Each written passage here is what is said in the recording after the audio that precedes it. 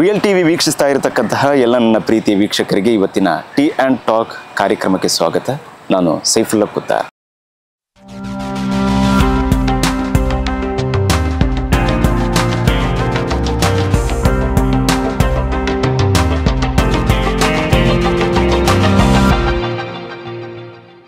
ವೀಕ್ಷಕರೇ, ಸೌರ ವಿದ್ಯುತ್ ಇವತ್ತು ಭಾರತ ಸೋಲಾರ್ ಎನರ್ಜಿ ಕ್ಷೇತ್ರದಲ್ಲಿ ಬಹಳಷ್ಟು ಸಾಹಸವನ್ನು ಕೂಡ ಮಾಡ್ತಾ ಇದೆ.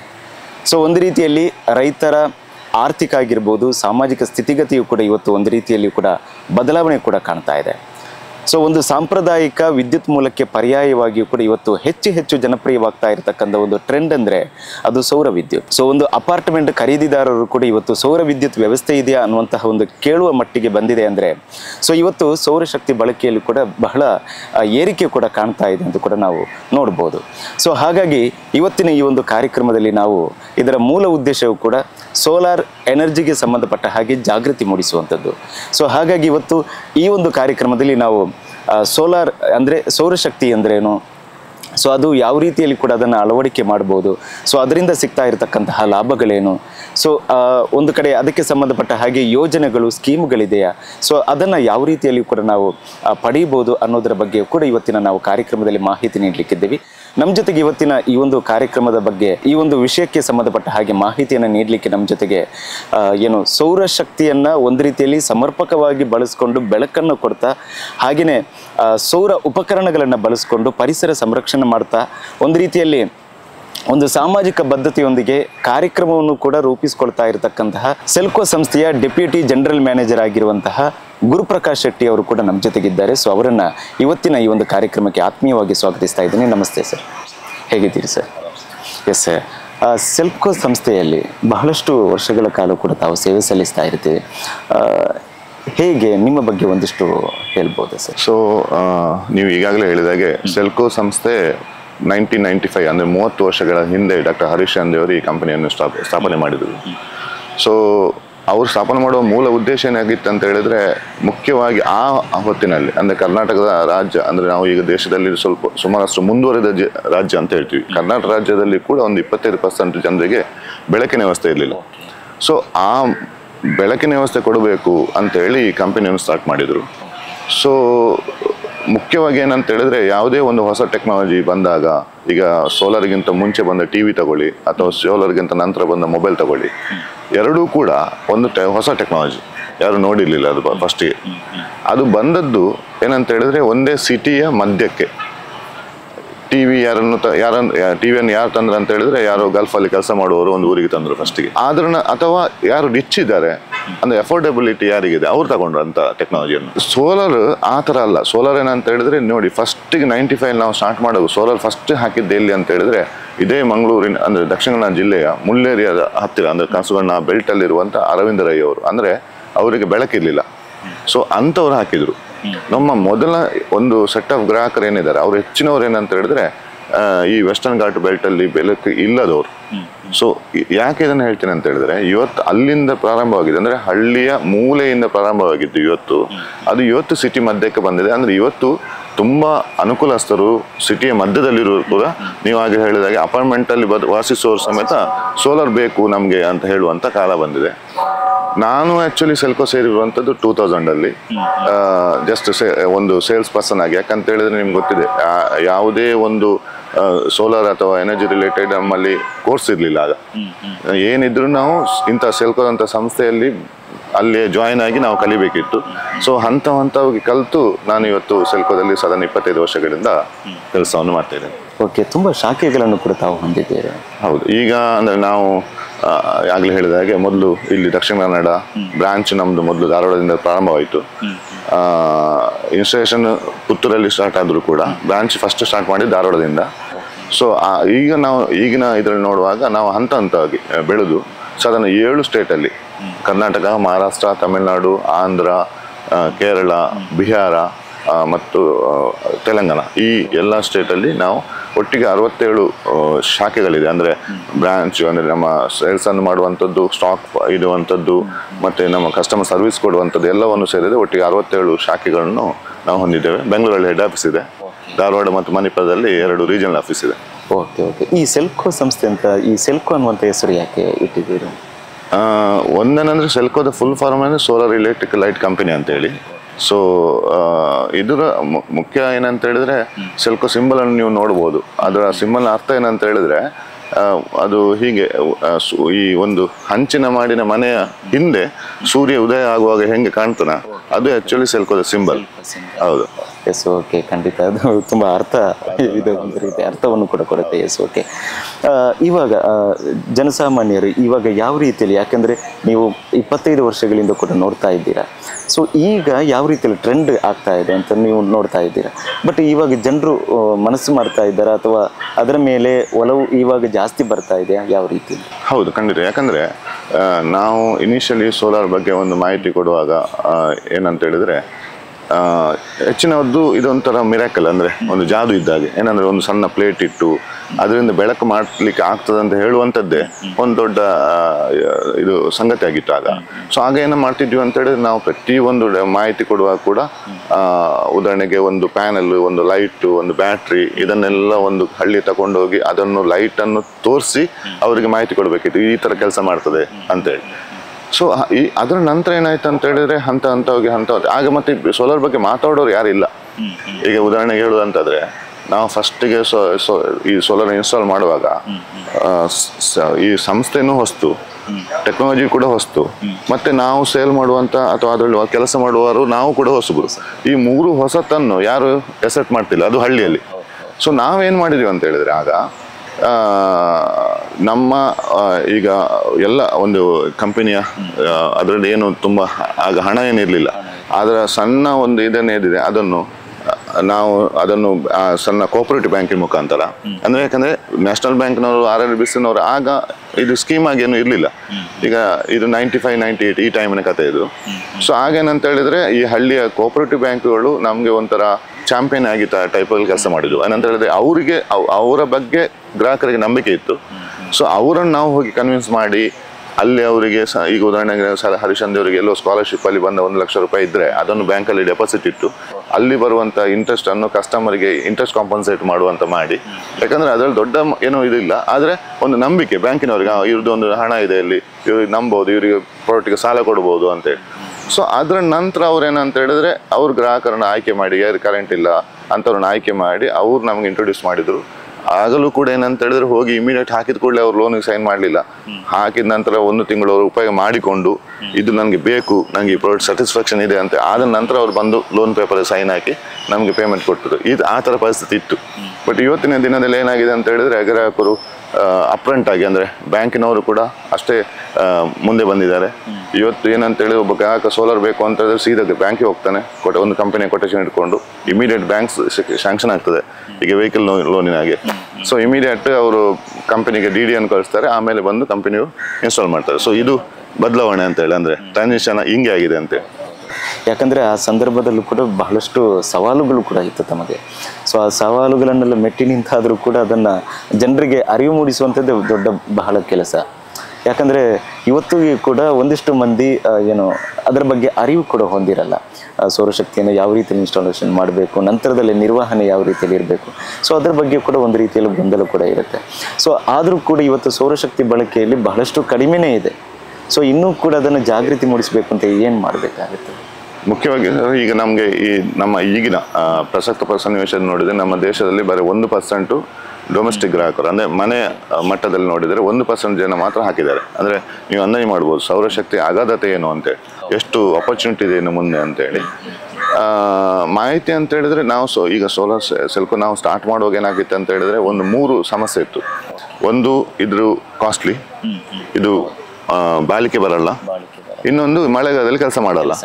ಇದು 3 ಇದು ನಮ್ಮ CEO ಮೋಹನ್ ಅಂಗಡಿಯವರು ಯಾವಾಗಲೂ ಹೇಳ್ತಾರೆ. ಈ 3ಅನ್ನು ಮೆಟ್ಟಿ ನಿಂತು ನಾವು ಈ ಇದನ್ನು ಸ್ಥಾಪನೆ ಮಾಡ್ತಾ ಬಂತು. ಯಾಕಂತ ಹೇಳಿದ್ರೆ ಸೆಲ್ಕೋದ ಮುಖ್ಯ ಕೆಲಸ ಏನಾಗಿತ್ತು ಅಂತ ಹೇಳಿದ್ರೆ ನಾವು ಸೆಲ್ಕೋದ ಬಗ್ಗೆ ನಾವು ಪ್ರಚಾರ ಮಾಡಿದ್ದಕ್ಕಿಂತ ಜಾಸ್ತಿಯಾಗಿ ಸೋಲಾರ್ ಬಗ್ಗೆ ಪ್ರಚಾರ ಮಾಡಿದೆ ಜಾಸ್ತಿ. ಯಾಕಂದರೆ ಸೋಲಾರ್ ಬಗ್ಗೆ ಪ್ರಚಾರ ಆಯ್ತು ಅಂತಂದರೆ ಸೆಲ್ಕೋ ಅಥವಾ ಅದರ ಅಂತ ಎಲ್ಲ ಕಂಪನಿಗಳಿಗೂ ಅಪರ್ಚುನಿಟಿ ಸಿಗ್ತದೆ. ಇದು ಎರಡು ವಿಷಯದಲ್ಲಿ ಸೇಲ್ ಮಾಡೋದು ಕೂಡ ಹೌದು, ಸರ್ವಿಸ್ ಮಾಡೋರು ಕೂಡ ಹೌದು. ಸೋಲಾರ್ ಸರ್ವಿಸ್ ಮಾಡೋರು ಕೂಡ ಸೆಲ್ಕೋದ ಉದ್ದೇಶ ಏನಾಗಿತ್ತು ಅಂತ ಹೇಳಿದ್ರೆ ಸೋಲಾರ್ ಬಗ್ಗೆ ಕೆಟ್ಟ ಹೆಸರು ಬರಬಾರ್ದು ಅಂತೇಳಿ. ಅಂದ್ರೆ ಬರೀ ಸೆಲ್ಕೋ ಹಾಕಿದ ಪ್ರಾಡಕ್ಟ್ಗೆ ಮಾತ್ರ ಸರ್ವಿಸ್ ಅಲ್ಲ, ನಮ್ದು ಈಗಲೂ ಕೂಡ ಏನಿದೆ ಅಂತ ಹೇಳಿದ್ರೆ ಯಾವುದೇ ಕಂಪನಿ ಸೋಲಾರ್ ಹಾಕಿದ್ರು ಕೂಡ ಸರ್ವಿಸ್ ಬೇಕಾದ್ರೂ ನಮ್ಮನ್ನು ಕಾಂಟ್ಯಾಕ್ಟ್ ಮಾಡಿ ಅಂತ ಹೇಳಿ ಇದಿದೆ. ಸೊ ಈ ಒಂದು ಫಸ್ಟ್ ಆಫ್ ಆಲ್ ಏನಂತ ಹೇಳಿದ್ರೆ ನಾವು ಈ 3 ಸಮಸ್ಯೆಗಳೇನಿತ್ತು, ಒಂದು ಕಾಸ್ಟ್ಲಿ, ಅದನ್ನು ನಾವು ಇದು ಮಾಡಿದೀವಿ. ಹೆಂಗೆ ಅಂತ ಹೇಳಿದ್ರೆ ಯಾವುದೇ ಒಂದು ನೀವು ಯಾವುದೇ ಪ್ರಾಡಕ್ಟ್ ತಗೊಳ್ಳಿ, ಅದು ಬೇಕಾದ್ರೆ ದೊಡ್ಡ ಕಾರ್ ಇರ್ಬೋದು, ದೊಡ್ಡ ಮನೆ ಇರ್ಬೋದು, ನೀವು ಅದು ಅಫೋರ್ಡೆಬಲ್ ಆಗೋದು ಹೆಂಗೆ, ಕಾಸ್ಟ್ಲಿ ಅಲ್ಲ ಅಂತ ಹೇಳಿದ್ರೆ ಅದಕ್ಕೆ ಫೈನಾನ್ಸ್ ಸಿಕ್ಕಿದಾಗ. ಸೊ ನಾವು ಮೊದಲ ಕೆಲಸ ನಾನು ಆಗಲೇ ಹೇಳಿದಾಗೆ ಫೈನಾನ್ಸ್ ಕೊಟ್ಟದ್ರಿಂದ 24,000 ರೂಪಾಯಿ ಅಂದ್ರೆ ಆಗಿನ ಕಾಲದಲ್ಲಿ 24,000 ರೂಪಾಯಿ ಒಂದು 4 ಲೈಟಿಗೆ ಒಬ್ಬ ಕಸ್ಟಮರ್ ಇನ್ವೆಸ್ಟ್ಮೆಂಟ್ ಮಾಡಲಿಕ್ಕೆ ರೆಡಿ ಆಗ್ತಾನೆ ಅಂತ ಹೇಳಿದ್ರೆ ಅದಕ್ಕೆ ಫೈನಾನ್ಸೇ ಕಾರಣ. ಸೊ ನಾವು ಅವನಿಗೆ ಆ ಫೈನಾನ್ಸ್ ತಗೊಂಡದನ್ನು ಯಾವ ಥರ ರೀಪೇಮೆಂಟ್ ಮಾಡ್ಬೋದು ಅಂತ ಹೇಳಿದ್ವಿ. ಯಾಕಂತೇಳಿ ನೀವು ಕೆರೋಸಿನಿಗೆ 300 ರೂಪಾಯಿ ಸ್ಪೆಂಡ್ ಮಾಡ್ತಿದ್ದೀರಾ, ಅದೇ 300 ಒಂದು 100 ರೂಪಾಯಿ ಸೇರಿಸಿ 400 ರೂಪಾಯಿ ನೀವು EMI ಕಟ್ಟಿದ್ರೆ 5 ವರ್ಷ ನಿಮ್ಮ ಲೋನ್ ಫ್ರೀ ಆಗ್ತದೆ, ಮತ್ತೆ 20 ವರ್ಷ ನಿಮ್ಗೆ ಬಾಳಿಕೆ ಬರ್ತದೆ ಅಂತೇಳಿ ಹೀಗೆ ಮಾಡಿದ್ವಿ. ಸೊ ಕಾಸ್ಟ್ಲಿ ಎಂಬ ಒಂದು ಪದ ಹೋಯ್ತು. ಅದು ಇವತ್ತಿನ ಕಾಲದಲ್ಲಿ ಅಂತೂ ಖಂಡಿತ ಹೋಗಿದೆ. ಯಾಕಂದ್ರೆ ಇವತ್ತು ನೀವು ನೋಡಿದರೆ ಪವರ್ ಜನರೇಷನ್ ವಿಷಯದಲ್ಲಿ ನೀವು ಹೈಡ್ರೋ ಅಥವಾ ಬೇರೆ ಯಾವುದೇ ಪವರ್ ಜನರೇಷನ್ ಕೂಡ 1 ಯೂನಿಟ್ಗೆ 4 ರೂಪಾಯಿಂದ 8 ರೂಪಾಯಿವರೆಗಿದೆ. ಬೇರೆ ಎಲ್ಲ ಸೋಲಾರ್ 2 ರೂಪಾಯಿ ಆಗ್ತದೆ ಈಗ. ಸೊ ಈಗ ಯಾವುದು ಕಾಸ್ಟ್ಲಿ ಅಲ್ಲ. ಸೊ ಪ್ರೂವ್ ಆಯಿತು ಒಂದು. ಎರಡನೇದೇನಂತ ಮಳೆಗಾಲದಲ್ಲಿ ಕೆಲಸ ಮಾಡೋದಿಲ್ಲ ಅಂತೇಳಿ ನಾವು ನಮ್ಮ ಮ್ಯಾಕ್ಸಿಮಮ್ ಇನ್ಸ್ಟಾಲೇಷನ್ ಹೇಳಿದಾಗೆ ಕರೆಂಟ್ ಇಲ್ಲದ ಮನೆಯಿಂದ ಸ್ಟಾರ್ಟ್ ಮಾಡಿದ್ರಿಂದ ಹೆಚ್ಚಿನ ಮನೆ ಇದ್ದದ್ದೇ ನಮ್ಮದು ಮಲೆನಾಡು ಕೋಸ್ಟಲ್ ಇದರಲ್ಲಿ ಮತ್ತು ಈ ವೆಸ್ಟರ್ನ್ ಘಾಟ್ ಬೆಲ್ಟಲ್ಲಿ. ನಿಮ್ಗೆ ಗೊತ್ತಿದೆ ಆಗುಂಬೆ ಅಂತ ಹೇಳಿದ್ರೆ ನಮ್ಮ ಇಲ್ಲಿಯ ಚಿರಪುಂಜಿ ಕರ್ನಾಟಕದ ಅಂತ ಹೇಳ್ತಿದ್ರು ಆ ಟೈಮಲ್ಲಿ. ಈಗ ಸ್ವಲ್ಪ ಚೇಂಜ್ ಆಗಿದೆ. ಸೊ ಅಲ್ಲಿ ನಾವು ಆಗುಂಬೆ ಹೈಸ್ಕೂಲಿಗೆ ಸೋಲಾರ್ ಆಗಲೇ ಹಾಕಿದ್ವಿ ನಾವು. ಅಂದರೆ ಸೋಲಾರ್ ಬೇಕು, ಯಾಕಂದರೆ ಹಗಲಿಗೆ ಅಲ್ಲಿಗೆ ಲೈಟ್ ಕಾಣೋದಿಲ್ಲ, ಅಂದರೆ ಕ್ಲಾಸ್ ರೂಮ್ ಕಾಣೋದಿಲ್ಲ ಆ ಥರದ. ಸೊ ಆ ಭಾಗದಲ್ಲಿ ನಮ್ಮ ಕೊಪ್ಪ, ಶೃಂಗೇರಿ, ನಿಮ್ಮ ಹೊಸನಗರ, ತೀರ್ಥಹಳ್ಳಿ ಈ ಭಾಗದಲ್ಲಿ ಸಾಕಷ್ಟು ಗ್ರಾಹಕರು, ಈ ಇವನು ಕೆಳಗಿನ ಬೆಲ್ಟಲ್ಲಿ ಉದಾಹರಣೆ ಕೊಲ್ಲೂರು, ಮಾಳ ಈ ಯಾವ ಭಾಗದಲ್ಲಿ ನೋಡಿದ್ರು ಕೂಡ ನಿಮಗೆ ತುಂಬ ಗ್ರಾಹಕರಿದ್ದರು. ಸೋಲಾರ್ ಮಳೆಗಾಲದಲ್ಲಿ ಕೆಲಸ ಮಾಡೋದಕ್ಕೆ ಉತ್ತರ ಏನಂತ ಹೇಳಿದ್ರೆ ಅದು ಬರೀ ಡಿಸೈನಿಂಗ್. ಈಗ ಉದಾಹರಣೆ ಮಳೆಗಾಲದಲ್ಲಿ ನಿಮಗೆ 25% ಕಡಿಮೆ ಪವರ್ ಜನರೇಷನ್ ಆಗ್ತದೆ ಅಂತೇಳಿ ಒಂದು ಇದಿದೆ ಟೆಕ್ನಿಕಲಿ. ನಾವೇನು ಮಾಡ್ತೀವಿ, 40 ವ್ಯಾಟ್ ಪ್ಯಾನೆಲ್ ಕೊಡೋ ಬದಲಿಗೆ 50 ವ್ಯಾಟ್ ಕೊಡ್ತೀವಿ ಅಷ್ಟೇ. ಸೊ 25% ನೀವು ಮಳೆಗಾಲಕ್ಕೆ ಎಷ್ಟು ಬೇಕು ಆ ಪ್ಯಾನೆಲ್ ಅನ್ನು ಡಿಸೈನ್ ಮಾಡಿದಂತಾದರೆ ಈ ಸಮಸ್ಯೆ ಪರಿಹಾರ. ಸೊ ಮೂರನೇದು ಏನಂತ ಹೇಳಿದ್ರೆ ಅದಕ್ಕೆ ಈ ಬಾಳಿಕೆ ಇಲ್ಲ ಅಥವಾ ಸರ್ವಿಸ್ ಇದಿಲ್ಲ ಅಂತೇಳಿ. ಸೊ ಇದಕ್ಕೆ ನಾವು ಸೆಲ್ಕೋ ಮಾಡಿದ ಮುಖ್ಯ ಕೆಲಸ ಏನಂತ ನಾನು ಆಗಲೇ ಹೇಳಿದಾಗೆ, ಸೆಲ್ಕೋ ನಮ್ಮ ಪ್ರಾಡಕ್ಟ್ ಮಾತ್ರ ಅಲ್ಲ, ಸೋಲಾರ್ ಟೆಕ್ನಾಲಜಿ. ಯಾಕಂತ ಹೇಳಿದ್ರೆ ಹರಿಶ್ಚಂದ್ರ ಒಂದು ಮಾತು ಹೇಳ್ತಿದ್ರು, ಈಗ ಅಕಸ್ಮಾತ್ ಇಲೆಕ್ಟ್ರಿಕ್ ಪೋಲ್ ಒಂದು ಕೆಲಸ ಮಾಡಲಿಲ್ಲ ಅಂತ ಹೇಳಿದ್ರೆ ಇಲೆಕ್ಟ್ರಿಕ್ ಟೆಕ್ನಾಲಜಿ ಸರಿ ಇಲ್ಲ ಅಂತೇಳಿ ಯಾರು ಹೇಳುವುದಿಲ್ಲ. ಅದೆಲ್ಲೋ ಒಂದು ಸಣ್ಣ ಲೈನ್ ಸಮಸ್ಯೆ ಇರ್ಬೋದು ಅಂತ ಹೇಳಿ. ಅದೇ ಸೋಲಾರ್ ಸ್ಟ್ರೀಟ್ ಲೈಟ್ ಕೆಲಸ ಮಾಡಲಿಲ್ಲ ಅಂತ ಹೇಳಿದ್ರೆ ಕಷ್ಟ. ಜನ ಏನು ಹೇಳ್ತಾರೆ ಅಂದರೆ ಸೋಲಾರೇ ಸರಿ ಇಲ್ಲ ಅಂತ, ಟೆಕ್ನಾಲಜಿ ಸರಿ ಇಲ್ಲ ಅಂತೇಳಿ. ಸೊ ಈ ಒಂದು ಅಪನಂಬಿಕೆ ಬರಬಾರ್ದು ಅಂತೇಳಿ ನಾವೇನು ಮಾಡಿದ್ದೀವಿ, ಎಲ್ಲ ಕಡೆ ನಮ್ಮ ಶಾಖೆಯನ್ನು ಮಾಡಿದ್ದೀವಿ. ಶಾಖೆಯನ್ನು ಮಾಡಿ ನಾವು ಅದನ್ನು ನಮ್ಮದೇ ಟೆಕ್ನಿಷಿಯನ್ ಇದು ಇಟ್ಕೊಂಡು ಮತ್ತು ನಾವು ಬಿಸ್ನೆಸ್ ಅಸೋಸಿಯೇಟ್ ಅಂತ ಮಾಡಿ ಸೇವಾಬನ್ನು ಅಂತ ಮಾಡಿ ಬಿಸ್ನೆಸ್ ಅಸೋಸಿಯೇಟ್ ಬಿಸ್ನೆಸ್ಸನ್ನು ಮಾರ್ಕೆಟ್ ಮಾಡಲಿಕ್ಕೆ ನಾವು ಡೀಲರ್ಶಿಪ್ ಕೊಡಲಿಲ್ಲ. ಯಾಕಂದ್ರೆ ಡೀಲರ್ಶಿಪ್ ಕೊಟ್ಟರೆ ಏನಾಗ್ತದೆ ಅಂತ ಹೇಳಿದ್ರೆ, ಈಗ ಉದಾಹರಣೆ ಒಂದು ಯಾವುದೇ ಸೇಲ್ಸ್ ಅಂತ ಹೇಳಿದ್ರೆ ತಕ್ಷಣ 4 ಭಾಗ ಅವೇರ್ನೆಸ್ ಕ್ರಿಯೇಷನ್ ಮಾಡಿ ಆರ್ಡರ್ ಕನ್ಫರ್ಮ್ ಮಾಡೋದು, ಆಮೇಲೆ ಪೇಮೆಂಟ್ ತಗೊಳ್ಳೋದು, ಇನ್ಸ್ಟಾಲ್ ಮಾಡೋದು, ಆಫ್ಟರ್ ಸೇಲ್ ಸರ್ವಿಸ್ ಕೊಡೋದು. ನಾವೇನು ಮಾಡಿದ್ವಿ 2 ಮಾತ್ರ ಕೊಟ್ಟಿವಿ ಅವರಿಗೆ. ಏನಂದರೆ ಆರ್ಡರ್ ತಗೊಳ್ಳಿ, ಪೇಮೆಂಟ್ ತಗೊಳ್ಳಿ, ಬಟ್ ಇನ್ಸ್ಟಾಲ್ ಮಾಡೋದು ನಾವೇ, ಸರ್ವಿಸ್ ಕೊಡೋದು ನಾವೇ.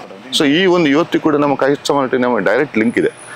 ಸೊ ಈ ಪ್ಯಾಟರ್ನಲ್ಲಿ ಮಾಡ್ತಾ ನಾವು ಸೆಲ್ಕೋ ಬಿಟ್ಟು ಹೊರಗಿನ ಕಸ್ಟಮರ್ ಇವತ್ತು ಕೂಡ ಆಗಲೇ ಹೇಳಿದಾಗೆ ನಾವು ಓಪನ್ ಆಗಿದ್ದೇವೆ. ಯಾವುದೇ ಕಸ್ಟಮರ್ ನೀವು ಸೋಲಾರ್ ಹಾಕಿದ್ದೀರಿ ಅಂತಾದರೆ ಅಕಸ್ಮಾತ್ ಅದರಲ್ಲಿ ಸಣ್ಣ ಪುಟ್ಟ ಸಮಸ್ಯೆಗಳೇನಿದ್ರೆ ನೀವು ಖಂಡಿತವಾಗಿ ಸೆಲ್ಕೋವನ್ನು ಕಾಂಟ್ಯಾಕ್ಟ್ ಮಾಡಿ ನೀವು ಸರ್ವಿಸನ್ನು ಪಡ್ಕೊಳ್ಳಿ ಅಂತೇಳಿ. ಇದರಿಂದ ಏನಾಯ್ತು ಅಂತ ಹೇಳಿದ್ರೆ ಬ್ಯಾಂಕಿನವರಿಗೆ ನಂಬಿಕೆ ಬಂತು ಸೋಲಾರ್ ಫೈನಾನ್ಸ್ ಮಾಡ್ಬೋದು ಅಂತೇಳಿ, ನಮ್ಮ ಪಾಲಿಸಿ ಮೇಕರ್ಸಿಗೆ ಕೂಡ ನಂಬಿಕೆ ಬಂತು ಸೋಲಾರ್ ಕೆಲಸ ಮಾಡ್ತದೆ ಅಂತೇಳಿ. ಸೊ ಇದು ಒಂದು ಈಗ ಅಂದರೆ ಅವೇರ್ನೆಸ್ ವಿಷಯದಲ್ಲಿ ಬದಲಾವಣೆ ಆಗಿರುವಂಥದ್ದು. ಹೌದು ಎಸ್. ಮತ್ತೊಂದು ಕಡೆ ಆಗತ್ತಾನೆ ನೀವು ಹೇಳಿದ್ರಿ, ಒಮ್ಮೊಮ್ಮೆ ಇನ್ಸ್ಟಾಲೇಷನ್ ಮಾಡಿದರೂ ಕೂಡ ಔಟ್ಪುಟ್ ಸರಿಯಾಗಿ ಬರಲ್ಲ ಅಂತ ಒಂದು ರೀತಿಯ ಕಂಪ್ಲೇಂಟ್ ಇರುತ್ತೆ. ಸೊ ಅದನ್ನು ಡಿಸೈನ್ ಮಾಡುವ ರೀತಿ ಕೂಡ ಬಹಳ ಇಂಪಾರ್ಟೆಂಟ್ ಅಂತ ಅನಿಸುತ್ತೆ ಅಲ್ವಾ? ಹೌದು. ಅಂದರೆ ಈಗ ಒಂದು ಫಸ್ಟ್ ಆಫ್ ಆಲ್ ಏನು ಮಾಡಬೇಕು ಅಂತ ಹೇಳಿದ್ರೆ, ಸೌರಶಕ್ತಿ ಎಂಬುದು ಎಲ್ಲರಿಗೂ ಎಲ್ಲ ಕಡೆ ಸಿಗುವಂಥ ಒಂದು ಎನರ್ಜಿ. ಈಗ ಉದಾಹರಣೆ ಬೇರೆ ಎಲ್ಲ ಸೋರ್ಸ್ ಆಫ್ ಎನರ್ಜಿ ಏನಾಗ್ತದೆ ಅಂತ ಹೇಳಿದ್ರೆ ನಿಮಗೆ ಎಲ್ಲ ಕಡೆ ಸಿಗಲ್ಲ. ಕನ್ವೆನ್ಷನಲ್ ಸೋರ್ಸ್ ಆಗಿರುವಂತ ನೀರಿರ್ಬೋದು ಅಥವಾ ಇದು ಅಣುವಿದ್ಯುತ್ ಇರ್ಬೋದು, ಕಲ್ಲಿದ್ದಲು ಎಲ್ಲವೂ ಏನಂತ ಯಾಕಂದ್ರೆ ಸಾಂಪ್ರದಾಯಿಕ ಇಂಧನಗಳು ಕೂಡ ಒಂದು ಕಡೆ ಬತ್ತಾ ಇದೆ. ಸೊ ಅದನ್ನು ಒಂದ್ ಕಡೆ ಕಡಿಮೆ ಆಗ್ತಾ ಇದೆ. ಇನ್ನೊಂದು ಕಡೆ ಲಿಮಿಟೇಷನ್ ಅಂದ್ರೆ ನೀವು ಏನೇ ಮಾಡೋದಾದ್ರೂ ಕೂಡ ಈಗ ನೋಡಿ ಹೊಸ ಹೈಡ್ರೋ ಪ್ಲಾಂಟ್ ಮಾಡ್ತೇವೆ ಅಂತ ಹೇಳಿದ್ರೆ ನಾವೇ ಹೋಗಿ ತಡೆ ಆಗ್ತೀವಿ. ಯಾಕಂತ ಹೇಳಿದ್ರೆ ಇಷ್ಟು ಮರ ಹೋಗ್ತದೆ, ಇಷ್ಟು ಭೂಮಿ ಹೋಗ್ತದೆ, ಇಷ್ಟು ಜಲ ಆವೃತವಾಗಿ ಇರ್ತೇವೆ ಅಂತ ಹೇಳಿ ಅಣುವಿದ್ಯುತ್ ಮಾಡ್ಲಿಕ್ಕೆ ನಾವು ಬಿಡಲ್ಲ. ಅದು ಹೀಗೆ ಏನು ಪರಿಸರಕ್ಕೆ ಹಾನಿ ಆಗ್ತದೆ ಅಂತ ಹೇಳಿ. ಸೊ ಇದ್ರ ಒಂದು ಕಡೆ ಅಂತ ಆದ್ರೆ ಇವನ್ ರಿನ್ಯೂಯಬಲ್ ಎನರ್ಜಿಯಲ್ಲಿ ಕೂಡ ನೀವು ಉದಾಹರಣೆಗೆ ಪವನ ಇದು ಅಂದ್ರೆ ಇದರಿಂದ ಗಾಳಿಯಿಂದ ವಿದ್ಯುತ್ ಅನ್ನು ಮಾಡ್ತಾರೆ. ಗಾಳಿಯಿಂದ ವಿದ್ಯುತ್ ಅನ್ನು ನೀವು ಎಲ್ಲ ಕಡೆ ಮಾಡ್ಲಿಕ್ಕೆ ಆಗಲ್ಲ. ಸಮುದ್ರ ಅಲೆಯಿಂದ ವಿದ್ಯುತ್ ಅನ್ನು ಮಾಡ್ತಾರೆ ಅಂತ ಹೇಳ್ತಾರೆ. ಅದನ್ನು ಕೂಡ ನೀವು ಸಮುದ್ರ ಬದಿಯಲ್ಲೇ ಮಾಡ್ಬೇಕು, ಎಲ್ಲ ಕಡೆ ಮಾಡ್ಲಿಕ್ಕೆ ಆಗಲ್ಲ. ಸೋಲಾರ್ ಒಂದೇ ರಿನ್ಯೂಯಬಲ್ ಎನರ್ಜಿ ಇದ್ರ ಬ್ಯೂಟಿ ಏನಂದ್ರೆ ನಿಮ್ಗೆ ಇದು ಎಲ್ಲಿ ಬೇಕಾದ್ರೂ ಮಾಡ್ಬೋದು. ಬಡವ, ಅದು ರಿಚ್ ಅಥವಾ ಹಳ್ಳಿ, ಸಿಟಿ, ದೊಡ್ಡವ, ಸಣ್ಣ ಮನೆ, ದೊಡ್ಡ ಮನೆ, ದೊಡ್ಡ ಏನಿಲ್ಲ, ಅವನಿಗೆ ಎಷ್ಟು ಬೇಕೋ ಅದನ್ನು ನಾವು ಜನರೇಟ್ ಮಾಡ್ಬೋದು. ಇದನ್ನ ದೃಷ್ಟಿಯನ್ನು ಇಟ್ಕೊಂಡು ಎಲ್ಲಿ ನಾವು ಇನ್ಸ್ಟಾಲ್ ಮಾಡ್ತೀವಿ, ಕರ್ನಾಟಕದಲ್ಲಿ ಮಾಡ್ತೀವ, ಕರ್ನಾಟಕದಲ್ಲಿ ಕೋಸ್ಟಲ್ ಮಾಡ್ತೀವ, ಮಲೆನಾಡಲ್ಲ ಅಥವಾ ಮೇಘಾಲಯದಲ್ಲೇ, ಅಸ್ಸಾಮಲ್ಲಿ, ಯಾಕಂದ್ರೆ ಸೂರ್ಯನ ಬೆಳಕು ಒಂದೇ ಥರ ಇರುವುದಿಲ್ಲ. ಕೆಲವು ಕಡೆ 6 ಗಂಟೆ ಸಿಗ್ತದೆ, 8 ಗಂಟೆ ಸಿಗ್ತದೆ, 3 ಗಂಟೆ ಸಿಗ್ತದೆ. ಹೀಗೆ ಇದನ್ನು ಕನ್ಸಿಡರ್ ಮಾಡಿಕೊಂಡು ನಾವು ಸರಿಯಾಗಿ ಡಿಸೈನ್ ಮಾಡಿದಂತಾದ್ರೆ ಸರಿಯಾದ ಔಟ್ಪುಟ್ ಖಂಡಿತ ಬರ್ತದೆ. ಒಂದನೇ ಡಿಸೈನ್ ನೋಡ್ಬೇಕಷ್ಟೇ. ಈಗ ನೀವು ಹಾಕಿದ ಸಿಸ್ಟಮ್ ಅನ್ನು ನಾನು ಕಾಪಿ ಮಾಡ್ಲಿಕ್ಕೆ, ಯಾಕಂದ್ರೆ ನಮ್ಮ ಇಬ್ಬರು ರಿಕ್ವೈರ್ಮೆಂಟ್ ಬೇರೆ ಇರ್ಬೋದು. ಎಸ್, ಅದು ಬಹಳ ಇಂಪಾರ್ಟೆಂಟ್ ಅಂತ ಕೂಡ ತಾವು ಹೇಳುವಂಥದ್ದು. ಸೊ ಇವಾಗ ಈ ಸೋಲಾರ್ನಿಂದ ಯಾವ ರೀತಿಯಲ್ಲಿ ವಿದ್ಯುತ್ ಜನರೇಟ್ ಆಗುತ್ತೆ ಅದು ಬಹಳ ಮುಖ್ಯವಲ್ವಾ? ಸೊ ಅದ್ರ ಬಗ್ಗೆ ಒಂದು ಹೇಳಿ ಸರ್. ಸೌರಶಕ್ತಿಯಲ್ಲಿ 2 ವಿಭಾಗ, ಒಂದು ಹೀಟ್ ಎನರ್ಜಿ ಮತ್ತೊಂದು ಲೈಟ್ ಎನರ್ಜಿ ಅಂತೇಳಿ. ನೀವು ಎಲ್ಲರಿಗೂ ಗೊತ್ತಿರುವಂತದ್ದು ಹೀಟ್ ಅಂತ ಹೇಳಿದ್ರೆ, ಈಗ ನಾವು ಉದಾಹರಣೆಗೆ ಸೂರ್ಯನ ಶಾಖದಿಂದ ಬಿಸಿನೀರನ್ನು ಉಪಯೋಗ ಮಾಡ್ತೀವಿ ಮನೆಯಲ್ಲಿ. ಈಗಂತೂ ಎಲ್ಲ ಮನೆಯಲ್ಲಿ ವಾಟರ್ ಹೀಟರ್ ಕಂಪಲ್ಸರಿ ಟೈಪ್ ಅಲ್ಲಿ ಇನ್ಸ್ಟಾಲ್ ಮಾಡ್ತಾರೆ. ಸೊ ಇದು ಶಾಖದಿಂದ ಕೆಲಸ ಮಾಡ್ತದೆ. ಅಥವಾ ಸೋಲಾರ್ ಕುಕ್ಕರ್ ಅಂತ ಹೇಳ್ತಾರೆ. ತುಂಬಾ ಇದಾಗ್ಲಿಲ್ಲ, ಫೇಮಸ್ ಆಗ್ಲಿಲ್ಲ, ಬಟ್ ಆ ಒಂದು ಟೆಕ್ನಾಲಜಿ ಕೂಡ ಹೀಟಲ್ಲಿ ಕೆಲಸ ಮಾಡ್ತದೆ. ಬಟ್ ಉಳಿದ ಎಲ್ಲವೂ ಈಗ ನಮ್ಮ ಎಲೆಕ್ಟ್ರಿಸಿಟಿ ಜನರೇಟ್ ಮಾಡುವಂಥದ್ದು ಅಥವಾ ಎಲೆಕ್ಟ್ರಾನಿಕ್ಸ್ ಅನ್ನು ಉಪಯೋಗ ಮಾಡುವಂಥ ಏನು ಪವರ್ ಇದೆ, ಫೋಟೋವೋಲ್ಟಿಕ್ಸ್ ಇದೆ ಅಂತ ಎನರ್ಜಿ ಅಂತ ಹೇಳ್ತೀವಿ ನಾವು, ಅದನ್ನು ಜನರೇಟ್ ಮಾಡಲಿಕ್ಕೆ ಬೆಳಕು ಸಾಕು, ಹೀಟ್ ಬೇಡ. ಸೊ ಇದು ಏನಾಗ್ತದೆ, ಈಗ ಉದಾಹರಣೆ ಒಂದು ಸೋಲಾರ್ ಪ್ಯಾನಲ್ ಇದ್ದರೆ ನಾವು ಅದನ್ನು ಏನು ಮಾಡ್ತೇವೆ, ಸೌತ್ ಫೇಸ್ ಆಗಿ, ಅಂದರೆ ಸಾಧಾರಣ ನಮ್ಮ ಇಲ್ಲಿ ಇನ್ಸ್ಟಾಲ್ ಮಾಡಬೇಕಾದ್ರೆ ಕರ್ನಾಟಕದಲ್ಲಿ 27 ಡಿಗ್ರಿ ಸೆಂಟಿಗ್ರೇಡಲ್ಲಿ ಸೌತ್ ಫೇಸ್ಗೆ ನಾವು ಅದನ್ನು ಫೇಸ್ ಮಾಡಿ ಇನ್ಸ್ಟಾಲ್ ಮಾಡ್ತೀವಿ. ಎಲ್ಲೂ ಕೂಡ ಮಾಡ್ಬೋದು, ಹುಲ್ಲಿನ ಮಾಡಿಂದ ಹಿಡಿದು, ಹಂಚಿನ ಮಾಡಿಂದ ಹಿಡಿದು, ಆರ್ಸಿಸಿ ಮಾಡಿ, ಎಲ್ಲಿ ಬೇಕಾದ್ರೆ ನಿಮ್ಮ ಶೀಟ್ ಮಾಡಿ ಎಲ್ಲಿ ಬೇಕಾದ್ರೆ ಇನ್ಸ್ಟಾಲ್ ಮಾಡಿ, ಹೆಂಚಿನ ಮನೆಗೆ ಆಗಲ್ಲ ಅಂತಲ್ಲ, ಎಲ್ಲಿ ಬೇಕಾದ್ರೆ ಮಾಡ್ಬೋದು, ಏನೂ ಇಲ್ಲ, ಸೇಫ್ಟಿ ಕೂಡ ಇದೆ. ಸೊ 27 ಡಿಗ್ರಿ ಸೌತ್ ಫೇಸ್ಗೆ ನಾವು ಇನ್ಸ್ಟಾಲ್ ಮಾಡ್ತೀವಿ. ಯಾಕಂದರೆ ಉತ್ತರಾಯಣ ದಕ್ಷಿಣ ಚೇಂಜ್ ಆಗುವಾಗ ನಮ್ಮ ಇದರಲ್ಲಿ ಸೌತ್ ಫೇಸ್ ಮಾಡಿದರೆ ನೀವು ಮ್ಯಾಕ್ಸಿಮಮ್ ಸನ್ ರೇಸ್ ಇದರ ಮೇಲೆ ಬೀಳ್ತದೆ. ಸೊ ಬೆಳಿಗ್ಗೆ 6:30 ಸಾಧಾರಣ 5:30, 6 ಗಂಟೆವರೆಗೆ ಇದರಲ್ಲಿ ಪವರ್ ಜನರೇಟ್ ಆಗ್ತದೆ. ಅದರಲ್ಲಿ ಕೂಡ ಪೀಕ್ ಅವರ್ಸ್ ಅಂತ ಹೇಳ್ತೀವಿ ನಾವು, ಆಲ್ಮೋಸ್ಟ್ ಬೆಳಿಗ್ಗೆ 10ರಿಂದ 3 ಗಂಟೆವರೆಗೆ. ಆ ಟೈಮಲ್ಲಿ ಜಾಸ್ತಿ ಪವರ್ ಜನರೇಟ್ ಆಗ್ತದೆ. ಈ ಜನರೇಟ್ ಆಗೋದು ಹೆಂಗೆ ಅಂತ ಹೇಳಿದ್ರೆ, ಇದರಲ್ಲಿ ಫೋಟೋವೋಲ್ಟಿಕ್ ಅಂದರೆ ಸಿಲಿಕಾನ್ ಸೆಲ್ಸ್ ಇರ್ತದೆ. ಸೊ ಸೂರ್ಯನ ಬೆಳಕು ಬಿದ್ದ ಕೂಡಲೇ ಇಲ್ಲಿಂದ ಪವರ್ ಜನರೇಟ್ ಆಗೋದು. ಸೊ ಜನರೇಟ್ ಆದ ಪವರು ಈಗ ಅಕಸ್ಮಾತ್ ಡೇ ಟೈಮಲ್ಲೇ ನಮ್ಗೆ ಯೂಸ್ ಮಾಡ್ಬೇಕಂತಂದ್ರೆ ವಿದೌಟ್ ಬ್ಯಾಟ್ರಿನ ಕೂಡ ಯೂಸ್ ಮಾಡ್ಲಿಕ್ಕೆ ಆಗ್ತದೆ. ಬ್ಯಾಟ್ರಿ ಬೇಡ, ನಿಮ್ಗೆ ನೈಟ್ ಬೇಕಾಗಿದ್ರಿಂದ ಬ್ಯಾಟ್ರಿ ಒಂದು ಬೇಕು, ಯಾಕಂದ್ರೆ ಸ್ಟೋರೇಜ್ ಮಾಡ್ಲಿಕ್ಕೆ. ಸೊ ಇದು ಅಂದ್ರೆ ಒಟ್ಟು ಅದು ಕೆಲಸ ಮಾಡುವ ರೀತಿ. ಇವಾಗ ನೀವು ಹೇಳಿದಾಗೆ ಸಿಸ್ಟಮ್ಸ್ಗಳು ಕೂಡ ಇದೆ, ಕಂಪೋನೆಂಟ್ಸ್ ಅದು ಬಹಳ ಮುಖ್ಯವಾಗಿ ಇದರಲ್ಲಿ ಬೇಕಾಗುತ್ತೆ. ಯಾವ ರೀತಿಯಲ್ಲಿ ಕಾರ್ಯನಿರ್ವಹಣೆ ಮಾಡುತ್ತೆ ಅಂತ? ಸೊ ಇದರಲ್ಲಿ ಈಗ 2 ವಿಭಾಗ ಇದೆ, ಅಂದ್ರೆ ಸೋಲಾರ್ ಫೋಟೋ ಇದರಲ್ಲಿ ಕೂಡ. ಒಂದು ಆನ್ ಗ್ರಿಡ್ ಸಿಸ್ಟಮ್ ಅಂತ ಹೇಳ್ತಾರೆ. ಆನ್ ಗ್ರಿಡ್ ಸಿಸ್ಟಮ್ ಅಂತ ಹೇಳಿದ್ರೆ ಈಗ ವಿದೌಟ್ ಬ್ಯಾಟ್ರಿ, ಈಗ ಉದಾಹರಣೆ PM ಸೂರ್ಯಗರ್ ಅಂತ ಏನು ಒಂದು ಪ್ರೋಗ್ರಾಮ್ ಲಾಂಚ್ ಮಾಡಿದ್ದಾರೆ, ಅದರಲ್ಲಿ ಕೂಡ ಹೆಂಗೆ ಕೆಲಸ ಮಾಡ್ತದೆ ಅಂತ ಹೇಳಿದ್ರೆ ಅದರಲ್ಲಿ ಬ್ಯಾಟ್ರಿ ಬರಲ್ಲ. ಸೊ ಒಂದು ಪ್ಯಾನಲ್ ಇರ್ತದೆ, ಇನ್ವರ್ಟರ್ ಇರ್ತದೆ, ಆಮೇಲೆ ಅದಕ್ಕೆ ಬೇಕಾದ ಸಂಬಂಧಪಟ್ಟ ಕೇಬಲಿಂಗ್ ಮತ್ತು ಇದೆಲ್ಲ ಇರ್ತದೆ. ನಾವು ಮೀಟರನ್ನು ಕನೆಕ್ಟ್ ಮಾಡ್ತೀವಿ. ಸೊ ಇದರಲ್ಲಿ ಪವರ್ ಜನರೇಟ್ ಆದದ್ದು ಡೈರೆಕ್ಟ್ ಆ್ಯಕ್ಚುಲಿ ನಾವೇನು ಮನೆಗೆ ಯೂಸ್ ಮಾಡೋದಿಲ್ಲ, ಅದು ಡೈರೆಕ್ಟ್ KEBಗೆ ಅಥವಾ ಮೆಸ್ಕಾಮ್ಗೆ ಸಿಂಕ್ ಆಗ್ತದೆ. ನಾವು ಉಪಯೋಗ ಮಾಡುವಂಥದ್ದು ಮೊದಲೇನೆ ಹೆಂಗೆ ಯೂಸ್ ಮಾಡ್ತಿದ್ದೀವಿ, ಯೂಸ್ ಮಾಡ್ತಿದ್ದೀವಿ ಹಾಗೇನೆ ನಾವು ಯೂಸ್ ಮಾಡ್ತಾ ಇರ್ತೀವಿ. ಸೊ ಮಂತ್ ಎಂಡಿಗೆ ಏನಾಗ್ತದೆ ಅಂತ ಹೇಳಿದ್ರೆ ಒಂಥರ ನೆಟ್ ಮೀಟರಿಂಗ್ ಅಂತ ನಾವು ಹೇಳ್ತೀವಿ. ಅಂದ್ರೆ ಈಗ ಅಕಸ್ಮಾತ್ ನೀವು ಉದಾಹರಣೆಗೆ ಒಂದು 3 ಕಿಲೋವಾಟ್ ಸಿಸ್ಟಮ್ ಹಾಕಿದಂತಾದ್ರೆ ನಿಮ್ಗೆ ಸಾಧಾರಣ ನಮ್ಮ ಲೆಕ್ಕಾಚಾರ ಏನಂತ ಹೇಳಿದ್ರೆ 1 ಕಿಲೋವಾಟಿಗೆ ಸಾಧಾರಣ 100 ಸ್ಕ್ವೇರ್ ಫೀಟ್ ಏರಿಯಾ ಬೇಕು. ಅಂದ್ರೆ 3 ಕಿಲೋವಾಟ್ ಅಂದ್ರೆ 300 ಸ್ಕ್ವೇರ್ ಫೀಟ್ ಏರಿಯಾ ಬೇಕು. 1 ಕಿಲೋವಾಟಿಗೆ ದಿನಕ್ಕೆ 4 ಯೂನಿಟ್ ಜನರೇಟ್ ಆಗ್ತದೆ ಪವರ್. ಸೊ 3 ಕಿಲೋವಾಟಿಗೆ 12 ಯೂನಿಟ್ ದಿನಕ್ಕೆ ಜನರೇಟ್ ಆಗ್ತದೆ. ಸೊ ತಿಂಗಳಿಗೆ 360 ಯೂನಿಟ್ ಜನರೇಟ್ ಆಗ್ತದೆ. ಇದು ಎವರೇಜ್ ಅಂತ ಹೇಳ್ತೀವಿ. ನಾನು ಆಗ ಹೇಳಿದಾಗೆ ನಿಮ್ಗೆ ಮಳೆಗಾಲದಲ್ಲಿ ಎಕ್ಸಾಂಪಲ್ ಹೇಳೋದಾದ್ರೆ ಮಳೆಗಾಲದಲ್ಲಿ ಅದೊಂದು 300 ಆಯ್ತು ಅಂತಂದ್ರೆ ಬೇಸಿಗೆಯಲ್ಲಿ 400 ಅಂತದೆ, ಅವರೇಜಲ್ಲಿ 350 360 ಅಂತ ತಿಳ್ಕೊಳ್ಬೋದು. ಸೊ ಈ 350 ಜನರೇಟ್ ಏನಾಯ್ತು, ಅಕಸ್ಮಾತ್ ನಿಮ್ಗೆ ಕನ್ಸ್ಯೂಮ್ಷನ್ ಕಡಿಮೆ ಮಾಡಿದ್ರಿ ಅಂದ್ರೆ 250 ಮಾತ್ರ ಕನ್ಸ್ಯೂಮ್ಷನ್ ಆಯ್ತಪ್ಪ, ನಿಮ್ಗೆ 100 ಯೂನಿಟ್ ಇದ್ದು KEB ಅವರು ನಿಮ್ಗೆ ಹಣ ವಾಪಸ್ ಕೊಡ್ತಾರೆ. ಉದಾಹರಣೆ ₹2.40 ಲೆಕ್ಕದಲ್ಲಿ ಅವ್ರು ನಿಮ್ಗೆ ರಿಟರ್ನ್ ಕೊಡ್ತಾರೆ. ಇಲ್ಲ ನಿಮ್ಮ ಯೂಸೇಜ್ ಜಾಸ್ತಿ ಆಯ್ತು, 400 ಆಯ್ತು, 50 ಯೂನಿಟ್ಗೆ ನೀವು ನಿಮ್ಮ ಮಿನಿಮಮ್ ಸೇರಿಸಿ ಅದಕ್ಕೆ ಬಿಲ್ ಕಟ್ಟುವಾಗ ಬರ್ತದೆ. ಇದು ಆನ್ ಗ್ರಿಡ್ ಸಿಸ್ಟಮ್ ಕೆಲಸ ಮಾಡೋ ರೀತಿ. ಇನ್ನು ಇನ್ನೊಂದು ಇರುವಂಥ ಆಫ್ ಗ್ರಿಡ್ ಸಿಸ್ಟಮ್ ಅಂತ. ಆಫ್ ಗ್ರಿಡ್ ಸಿಸ್ಟಮ್ ಏನಂತ ಹೇಳಿದ್ರೆ ಅದರ ಬ್ಯಾಟ್ರಿ ಬರ್ತದೆ. ಈಗ ನಾವು ಸೆಲ್ಕೋ ಇಷ್ಟು ವರ್ಷಗಳಲ್ಲಿ ನಾವು ತುಂಬ ಉತ್ತೇಜನ ಕೊಟ್ಟು ತುಂಬ ಮುತುವರ್ಜಿಯಿಂದ ಮಾಡ್ಕೊಂಡು ಬಂದಿರುವಂಥದ್ದು ಏನಂದ್ರೆ ಆಫ್ ಗ್ರಿಡ್ ಸಿಸ್ಟಮ್. ಯಾಕೆ ಅಂತ ಹೇಳಿದ್ರೆ, ಒಂದು ನಾನು ಆಗಲೇ ಹೇಳಿದೆ, ನಮ್ಮ ಗ್ರಾಹಕರಿಗೆ ಕರೆಂಟ್ ಇಲ್ಲ ಹೆಚ್ಚಿಗೆ, ಇನ್ನು ಕರೆಂಟ್ ಇದ್ದು ಸಮಸ್ಯೆ ಪಡುವವರು. ಅಂದರೆ ಕರೆಂಟ್ ಇದೆ ಅವರಿಗೆ, ಬಟ್ ಅವರಿಗೆ ತುಂಬ ಒಂದೇ ವೋಲ್ಟೇಜ್ ಇಲ್ಲ ಪವರ್ ಕಟ್ ಜಾಸ್ತಿ, ಇಂಥದ್ದೆಲ್ಲ ಸಮಸ್ಯೆಗಳು ಇರುವಂಥ ಇಂಥ ಕಡೆ ಒಂದು ಇನ್ಸ್ಟಾಲ್ ಮಾಡುವಾಗ ಬ್ಯಾಟ್ರಿಯನ್ನು ಕೊಡೋದು ತುಂಬ ಅಗತ್ಯ. ಸೊ ಈ ಬ್ಯಾಟ್ರಿಯನ್ನು ಕೊಡೋದ್ರಿಂದ ಏನಾಗ್ತದೆ ಅಂತ ಹೇಳಿದ್ರೆ, ಅವನಿಗೆ ಈಗಂತೂ ತುಂಬ ಟೆಕ್ನಾಲಜಿಯಲ್ಲಿ ಕೂಡ ಬದಲಾವಣೆ ಆಗಿದೆ. ಈಗ ಮೊದಲು ಒಂದು 4 ಲೇಯರ್ ಸಿಸ್ಟಮ್ ಅಂತ ಹೇಳಿದ್ರೆ ಅದು ಕರೆಂಟಿಗೆ ಕನೆಕ್ಷನ್ನೇ ಮಾಡೋದಿಲ್ಲ ಇತ್ತು ನಾವು. ಆಫ್ ಗ್ರಿಡ್ ಅಂದರೆ ಫುಲ್ ಆಫ್ ಗ್ರಿಡ್, ಅದು ಮೇಯ್ನಿಗೆ ಕನೆಕ್ಷನ್ ಇಲ್ಲ. ಸೊ ಅವನು ಸಂಜೆ 6 ಗಂಟೆ ಆದಮೇಲೆ ಇದೇ ಲೈಟನ್ನು ಯೂಸ್ ಮಾಡೋದು ಮನೆಯಲ್ಲಿ, ಬೆಳಿಗ್ಗೆ 5 ಗಂಟೆ ಬೇಕು ಅಂದರೆ ಇದೇ ಲೈಟನ್ನು ಯೂಸ್ ಮಾಡೋದು ಆ ಥರ. ಇನ್ನೊಂದು ಅದರಲ್ಲಿ ಏನಂದ್ರೆ ಇನ್ವರ್ಟರ್ ಇದು ಇರುವಂಥ ಆಫ್ ಗ್ರಿಡ್ ಸಿಸ್ಟಮ್ ಏನಂತ ಹೇಳಿದ್ರೆ, ಅಲ್ಲಿ ಲೈಟು ಫ್ಯಾನ್ ಎಲ್ಲ ನಾವು ಏನು ಕೊಡಲ್ಲ, ನಿಮ್ಮದೇ ಲೈಟು ಫ್ಯಾನು TV ಮಿಕ್ಸಿ ಎಲ್ಲ ಇರ್ತದೆ. ನಾವು ವಿತ್ ಬ್ಯಾಟ್ರಿ ಒಂದು ಪ್ಯಾನಲ್ಲು ಇನ್ವರ್ಟರ್ ಕೊಡ್ತೀವಿ. ಸೊ ಅದು ಏನಾಗ್ತದೆ, ಸಿಸ್ಟಮ್ ಇದಾದ ಕೂಡಲೇ ನಿಮಗೆ ಬೆಳಗಿಂದ ಪವರ್ ಜನರೇಟ್ ಆಗ್ತದೆ. ಈಗಂತೂ ಹೊಸ ಟೆಕ್ನಾಲಜಿ ಚೇಂಜ್ ಆಗಿದೆ ಏನಂತ ಹೇಳಿದ್ರೆ, ನೀವು ಇನ್ವರ್ಟರ್ಗೆ ಡಿಕ್ಟೇಟ್ ಮಾಡ್ಬೋದು. ಅಂದರೆ ಉದಾಹರಣೆಗೆ ಸೋಲಾರನ್ನು ಪ್ರಿಯಾರಿಟಿ ಮಾಡಿ, ನೆಕ್ಸ್ಟ್ ಸೆಕೆಂಡ್ ಪ್ರಿಯಾರಿಟಿ ಬ್ಯಾಟ್ರಿ ಮಾಡಿ, ಥರ್ಡ್ ಪ್ರಿಯಾರಿಟಿ ಗ್ರಿಡ್ ಅಂತ ಮಾಡ್ಬೋದು. ಅಂದರೆ ಅದು ಸೋಲಾರ್ ಇದ್ದು ಫಸ್ಟ್ ಚಾರ್ಜ್ ಆಗ್ತಿರೋ ಸೋಲಾರಿಂದ ತಗೊಳ್ತದೆ ನಿಮ್ಮ ಡೇ ಟೈಮಲ್ಲಿ, ಆಮೇಲೆ ಸೋಲಾರ್ ಇದು ಸೂರ್ಯ ಮುಳುಗಿದ ನಂತರ ಬ್ಯಾಟ್ರಿನ ತಗೊಳ್ಳಿ ಸ್ಟಾರ್ಟ್ ಮಾಡ್ತದೆ, ಆಮೇಲೆ ಅದು ಎರಡೂ ಖಾಲಿ ಆಯ್ತು ಅಂತಂದರೆ ಮತ್ತೆ ಗ್ರಿಡ್ಡಿಂಗ್ ಹೊಡೋದು. ಸೊ ಈ ಥರ ಅಂದರೆ ನಿಮಗೆ ಪವರ್ ಬಿಲ್ಲಲ್ಲಿ ಕೂಡ ಉಳಿತಾಯ ಮಾಡುವಂಥ ಟೆಕ್ನಾಲಜಿ ಬಂದಿದೆ. ಸೊ ಈ ಥರ 2 ಟೆಕ್ನಾಲಜಿ. ಹೌದು, ಅಂದರೆ ವರ್ಷ ಹೋದಂತೆ ಟೆಕ್ನಾಲಜಿ ಕೂಡ ಒಂದು ಕಡೆ ಇಂಪ್ರೂವ್ ಆಗ್ತಾ ಹೋಗುತ್ತೆ. ಅದಕ್ಕೆ ಸಂಬಂಧಪಟ್ಟ ಹಾಗೆ ಏನಾದರೂ ಒಂದು ಹೊಸತನ ಬಂದೇ ಬರುತ್ತೆ ಅಲ್ವಾ? Yes, okay. ಇವಾಗಿನ ಈ ಕಾಲಕ್ಕೂ ಕೂಡ ನಾವು ನೋಡಲಿಕ್ಕೆ ಹೋದರೆ ಸೌರ ಈ ವಿದ್ಯುತ್ ಅನ್ನುವಂಥದ್ದು ಬಹಳ ಎಷ್ಟು ಮುಖ್ಯ ಅಂತ. ಯಾಕಂತ ಹೇಳಿದರೆ ಇನ್ನು ಭವಿಷ್ಯದಲ್ಲೂ ಕೂಡ ಅದನ್ನು ಹೇಳ್ತಿದ್ದಾರೆ, ಈಗಲೂ ಕೂಡ ಹೇಳ್ತಿದ್ದಾರೆ. ಸೊ ಇನ್ನು ಮುಂದೆಯೂ ಕೂಡ ಸೌರ ವಿದ್ಯುತ್ತನ್ನೇ ಕೂಡ ಯೂಸ್ ಮಾಡಿಕೊಳ್ಬೇಕು ಅಂತ. ಸೊ ಏನು ಹೇಳ್ತೀರಿ ಸರ್ ಇದರ ಬಗ್ಗೆ? ಸರ್, ಈಗ ಒಂದೇನಂತ ಹೇಳಿದ್ರೆ, ನಾನು ಆಗಲೇ ಹೇಳಿದೆ, ನಮ್ಮ ದೇಶದಲ್ಲಿ ಬರೀ 1% ಜನ ಮಾತ್ರ ಸೋಲಾರ್ ಉಪಯೋಗ ಮಾಡಿದ್ದಾರೆ ಅಂತೇಳಿ. ಇನ್ನೊಂದು ಕೆಲ ಅಂತ ಹೇಳಿದ್ರೆ ನೋಡಿ, ನಮ್ಮ ದೇಶದಲ್ಲಿ ಪರ್ ಪರ್ಸನ್ ಅಥವಾ ಪರ್ ಹೌಸ್ ಹೋಲ್ಡು ಒಂದು ಎನರ್ಜಿ ರಿಕ್ವೈರ್ಮೆಂಟ್ ಮಾಡಿದ್ರೆ ಪ್ರತಿ ವರ್ಷ ಒಂದು 8-9% ಎನರ್ಜಿ ರಿಕ್ವೈರ್ಮೆಂಟ್ ಜಾಸ್ತಿ ಆಗ್ತಾ ಹೋಗ್ತದೆ. ಇಂಡಸ್ಟ್ರಿಯಲ್ಲಿ ಕೂಡ ಹಾಗೆ, ಅದು ಸಣ್ಣದಿರ್ಬೋದು, ಗುಡಿಗೆಗಿರ್ಬೋದು ಅಥವಾ ದೊಡ್ಡ ಇಂಡಸ್ಟ್ರಿ ಇರ್ಬೋದು, ಎಲ್ಲ ಕಡೆ ಪವರ್ ರಿಕ್ವೈರ್ಮೆಂಟ್ ಅದು ಜಾಸ್ತಿ ಆಗ್ತಾನೆ ಹೋಗ್ತದೆ. ನೀವು ಈಗ ಇವತ್ತೇನು ನಾವು ಮಾತಾಡ್ತಿದ್ದೀವಿ ಅಂತ ಹೇಳಿದ್ರೆ ಎಲ್ಲ ಸೆಕ್ಟರ್, ಉದಾಹರಣೆಗೆ ಅಗ್ರಿಕಲ್ಚರ್ ಸೆಕ್ಟರ್ ಇರ್ಬೋದು, ಮ್ಯಾನುಫ್ಯಾಕ್ಚರ್ ಸೆಕ್ಟರ್ ಇರ್ಬೋದು, ಅಥವಾ ಬೇರೆ ಎಲ್ಲ ಇದರಲ್ಲಿ ಕೂಡ ನಾವು ಇವತ್ತು ಎನರ್ಜಿ ಅಥವಾ ಟೆಕ್ನಾಲಜಿಯನ್ನು ಯೂಸ್ ಮಾಡ್ಬೇಕಂತೇಳಿ. ಟೆಕ್ನಾಲಜಿ ಬಂದ ಕೂಡಲೇ ಎನರ್ಜಿ ಬೇಕೇ. ಸೊ ಹಿಂಗಿರುವಾಗ ನಿಮಗೆ ಎನರ್ಜಿ ರಿಕ್ವೈರ್ಮೆಂಟ್ ಒಂದು ವರ್ಷಕ್ಕೆ ಜಾಸ್ತಿ ಆಗ್ತಾ ಹೋಗ್ತಾನೆ, ಕಡಿಮೆ ಆಗಲ್ಲ. ನೀವು ಹಾಗೆ ಹೇಳಿದ ಹಾಗೆ ಈ ನಮ್ಮ ಸಾಂಪ್ರದಾಯಿಕ ಇಂಧನ ಏನು ಹೇಳ್ತೀವಿ, ಕನ್ವೆನ್ಷನಲ್ ಎನರ್ಜಿ ಇದ್ದು ಸೋರ್ಸು ಕಡಿಮೆ ಆಗ್ತಾನೆ ಹೋಗ್ತದೆ. ಓಕೆ, ಇದು ಇನ್ನೊಂದು ಕಡೆ. ಅದೇ ಸೂರ್ಯನ ಬೆಳಕು ಎಂಬುದು ನಿಮಗೆ ಅಬಾಧಿತ, ಅಂದರೆ ಯಥೇಚ್ಛವಾಗಿ ಧರ್ಮಾರ್ಥವಾಗಿ ಸಿಗುವಂಥ ಎನರ್ಜಿ, ನೈಸರ್ಗಿಕವಾಗಿ ಏನು ಸಮಸ್ಯೆ ಇಲ್ಲದೆ ಸಿಗುತ್ತದೆ.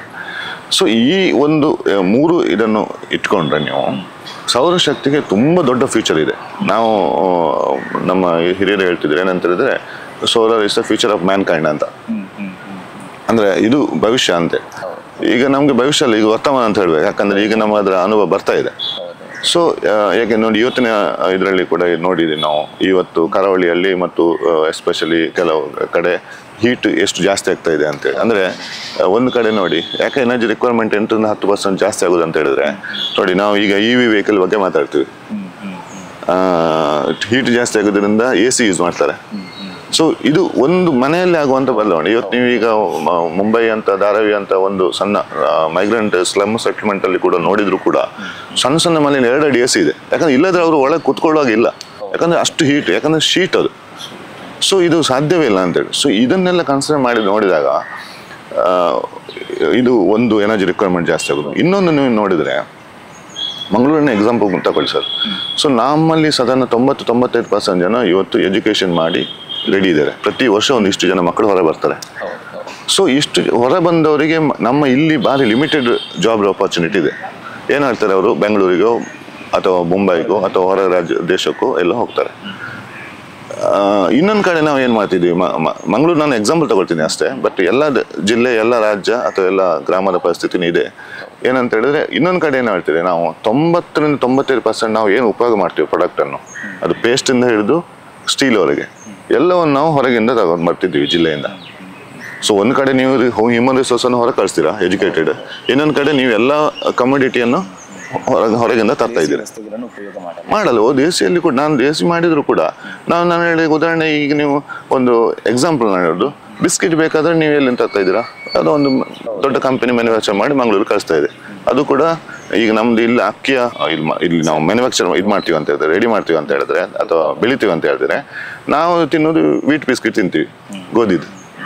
ಯಾಕೆ ನಾನು ಹೇಳ್ತೀನಿ ಅಂದರೆ, ಸೊ ಈ ಎರಡು ಲಿಸ್ಟನ್ನು ಇಟ್ಕೊಂಡು ನೀವು ನೋಡಿದರೆ ಮೊದಲೇನಿತ್ತು, ಈಗ ಮೊದಲೊಂದು ನೀವು ಹಳ್ಳಿ ಒಂದು, ಈಗ ಜಾಸ್ತಿ ಬೇಡ, ನಮ್ಮ ಪೇರೆಂಟ್ಸ್ ಅಂದರೆ ತಂದೆ ತಾಯಿಯ ಕಾಲದಲ್ಲಿ ನೀವು ನೋಡಿದರೆ ಒಂದು ಹಳ್ಳಿ ಅಂತ ಹೇಳಿದ್ರು, ಅಲ್ಲಿ ಒಬ್ಬ ಬಡಗಿ ಇದ್ದ, ಒಬ್ಬ ಬಾರ್ಬರ್ ಇದ್ದ, ಒಬ್ಬ ಕಾರ್ಪೆಂಟರ್ ಇದ್ದ, ಒಬ್ಬ ಚಮ್ಮಾರ ಇದ್ದ, ಒಬ್ಬ ಪಾಟ್ ಮೇಕರ್ಸ್ ಇದ್ದ, ಒಬ್ಬ ಬಟ್ಟೆ ಹೆಣೆಯೋ ಇದ್ದ. ಇವರೆಲ್ಲರೂ ಒಂದು ಹಳ್ಳಿಯಲ್ಲಿ ವಾಸಿಸ್ತಿದ್ರು. ದಿನಕ್ಕೆ 20 ಕಿಲೋಮೀಟರ್ ಜಾಸ್ತಿ ಅವರು ಟ್ರಾವೆಲ್ ಮಾಡ್ಲಿಕ್ಕೆ ಆಗ್ತಾ ಇರಲಿಲ್ಲ, ಯಾಕಂದ್ರೆ ಬೇರೆ ಮೆಕ್ಯಾನಿಸಮ್ ಇರಲಿಲ್ಲ. ಅವರು ಒಬ್ರಿಗೊಬ್ರು ಕಸ್ಟಮರ್ ಆಗ್ತಿದ್ರು, ಮ್ಯೂಚುವಲ್ ಆಗಿ ಸುಖದಲ್ಲಿದ್ರು. ಹೌದು. ಈಗ ನಾವೇನಾಗ್ತದೆ, ನಾವು ಟೆಕ್ನಾಲಜಿ ಗ್ಲೋಬಲೈಸೇಷನ್ ಅಥವಾ ಇದರಿಂದಾಗಿ ದೂರದವರು ಹತ್ತಿರ ಆಗಿದ್ದಾರೆ, ಇದು ದೂರ ಆಗಿಬಿಟ್ಟಿದೆ. ಸೊ ಇದರಿಂದ ದೊಡ್ಡ ಇದೇನು ಅಂದರೆ ರಿಪಕಷನ್ ಏನಂತ ಹೇಳಿದ್ರೆ, ನೋಡಿ ಒಂದು ಹಳ್ಳಿಯಲ್ಲಿ ಈಗ ಮಕ್ಕಳಿಲ್ಲ ಅಂದ್ರೆ ಯಾರು ಇಲ್ಲ ಅಂದರೆ ಹೇಳಿದ್ರೆ ಮೈಗ್ರೇಷನ್ ಆಗ್ತದೆ. ಯಾಕೆ ಅನಿವಾರ್ಯ ಅವರಿಗೆ, ಅವರ ಎಜುಕೇಶನ್ ಸರಿಯಾದ ಜಾಬ್ ಇದೆ. ಇದರಿಂದಾಗಿ ಏನಂತೇಳಿ ಪ್ರಕೃತಿ ಮೇಲೂ ಕೂಡ ಪರಿಣಾಮ ಬೀಳ್ತದೆ. ಏನಂತ ಹೇಳಿದ್ರೆ, ಈಗ ಅಕಸ್ಮಾತ್ ಇಲ್ಲಿ ಮಂಗಳೂರಲ್ಲಿ ಯಾರು ಕೂಡ ಒಂದು 30-45% ಮಕ್ಕಳು ಹೊರಗೆ ಹೋಗ್ಬಿಟ್ರೆ, ಅಷ್ಟು ಮನೆಯಲ್ಲಿ ಮುಂದಿನ ವಾರಿಸ್ತಾರೆ ಇಲ್ಲ. ಕೃಷಿ ಭೂಮಿ ಇದ್ರೆ ಅದನ್ನ ನಡೆಸೋರಿಲ್ಲ ಇಲ್ಲ. ಇದನ್ನ ನೀವು ಹೆಂಗೆ ಈಗ ನಾನು ನೀವು ಯಾರೋ ಒಬ್ಬರು ಅದನ್ನು ತಡೆಗಟ್ಟೋ ಅಂತಲ್ಲ.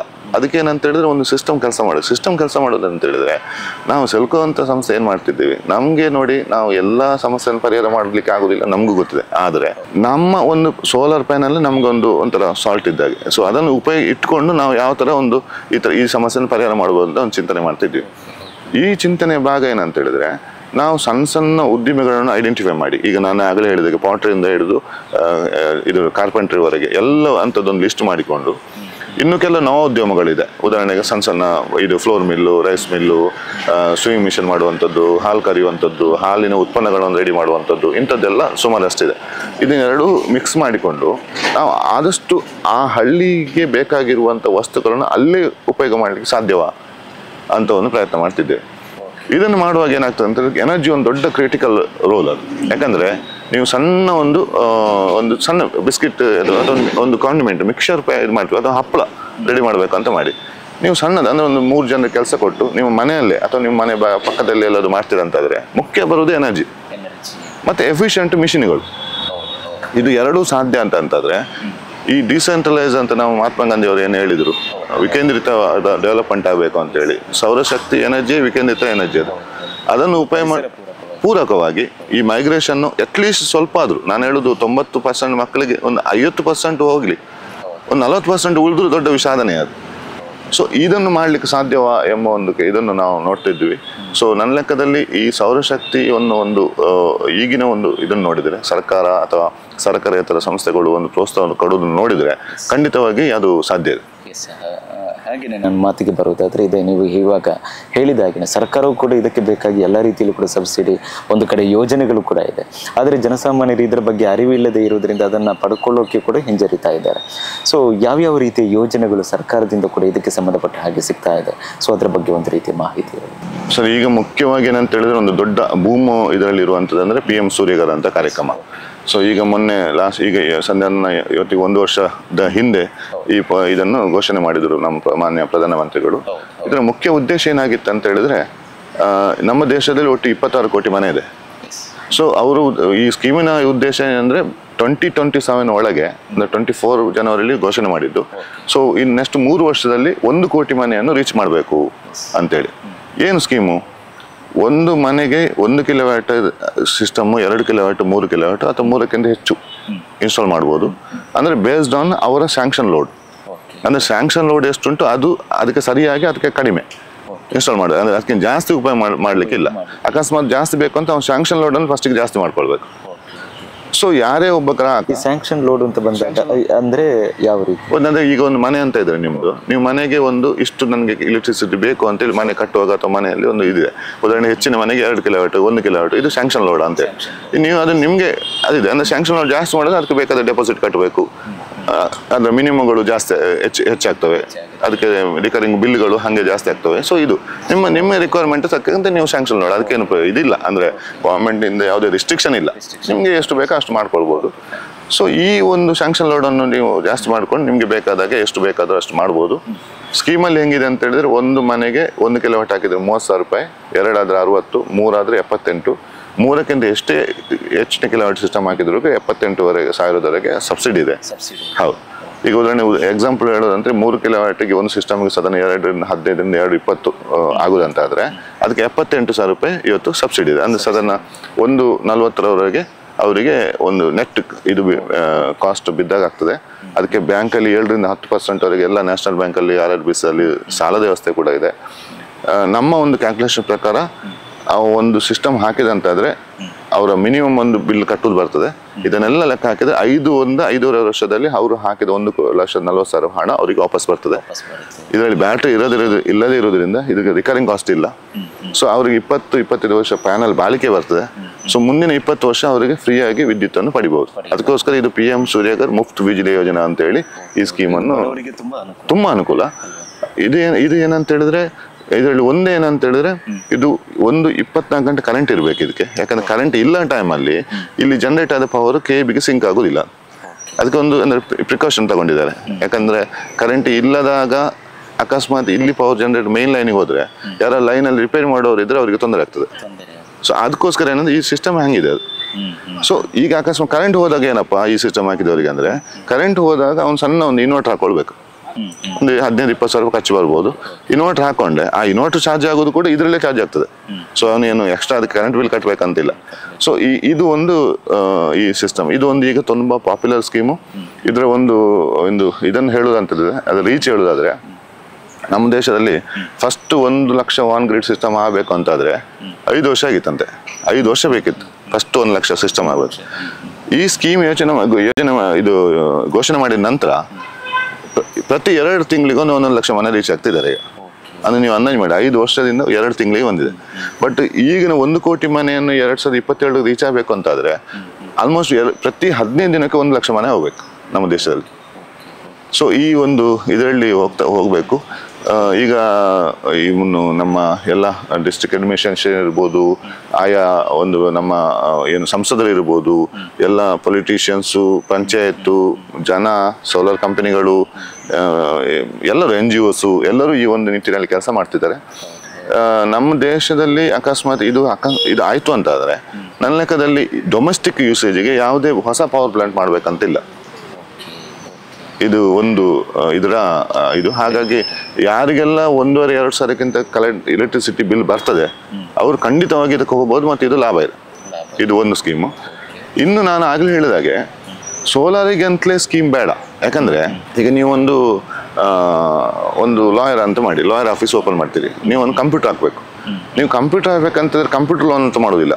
ಲಾಯರ್ ಆಫೀಸರಿಗೆ ಒಂದು ಲಾಯರ್, ಅದಕ್ಕೆ ಆಫೀಸ್ಗೆ ಒಂದು ಲೋನ್ ಅಂತ ಮಾಡ್ತೀರಾ. ನೀವು ಡಾಕ್ಟರ್ ಆದರೆ ನೀವು ಕ್ಲಿನಿಕ್ಗೆ ಒಂದು ಲೋನ್ ಮಾಡ್ತೀರಾ, ಕಂಪ್ಯೂಟರ್ಗೆ ಲೋನ್ ಮಾಡೋದಿಲ್ಲ. ಸೊ ನಾವು ಅದನ್ನೇ ಹೇಳು, ಸೋಲಾರಿಗೋಸ್ಕರ ಸೋಲಾರ್ ಲೋನ್ಗೆ ಅಗತ್ಯ ಇಲ್ಲ ನಿಮಗೆ. ನೀವೇನು ಆಕ್ಯುಪೇಷನ್ ಮಾಡ್ತೀರಾ ಅದರಲ್ಲಿ ಒಂದು ಪಾರ್ಟ್ ಮಾಡಿ. ಉದಾಹರಣೆ ಅಗ್ರಿಕಲ್ಚರ್ ಅಂತ ಆದರೆ ಅಗ್ರಿಕಲ್ಚರ್ ರಿಲೇಟೆಡ್ ಸೋಲಾರ್ ಪ್ರಾಡಕ್ಟ್ ಇದೆ. ಸೊ ಅಗ್ರಿಕಲ್ಚರ್ ಲೋನಲ್ಲೇ ಮಾಡ್ಬೋದು ಅದನ್ನು. ಅಕಸ್ಮಾತ್ ನೀವು ಈಗ ಇದು ಏನು PMFME ಸ್ಕೀಮ್ ಅಂತ ಇದೆ, ಏನು ಫುಡ್ ಪ್ರೊಸೆಸಿಂಗಿಗೆ ಒಂದು ಲೋನ್ ಇದೆ. ಅದೇನಂತ ಹೇಳಿದ್ರೆ ಫುಡ್ ಪ್ರೊಸೆಸಿಂಗಿನ ಮಾಡುವವರಿಗೆ, ಸಣ್ಣ ಗುಡಿಗಾರಿಕೆ ಮಾಡುವವರಿಗೆ, ಸಣ್ಣ ಆಹಾರ ಉತ್ಪನ್ನ ಮಾಡುವವರಿಗೆ, ವ್ಯಾಲ್ಯೂ ಎಡಿಷನ್ ಮಾಡುವವರಿಗೆ ಸಾಲ ಕೊಡ್ತಾರೆ. 30% ಸಬ್ಸಿಡಿ ಇದೆ. ಎಷ್ಟೋ ಕಡೆ ಸೋಲಾರ್ ಪ್ಯಾನಲ್ ಹಾಕೊಂಡು ಅದನ್ನು ಮಾಡಿದ್ದಾರೆ. ಹಪ್ಪಳ ಮಾಡೋದು, ಸಂಡಿಗೆ ಮಾಡೋದು, ಸೇವಿಗೆ ಮಾಡುವಂಥದ್ದು, ರೋಟಿ ಮಾಡುವಂಥದ್ದು, ಚಿಪ್ಸ್ ಮಾಡುವಂಥದ್ದು, ಇಂಥದ್ದೆಲ್ಲ ಮಾಡಿದ್ದಾರೆ. ಸೊ ಇವರಿಗೆಲ್ಲ 35% ಸಪೋರ್ಟ್ ಸಿಕ್ಕಿದೆ.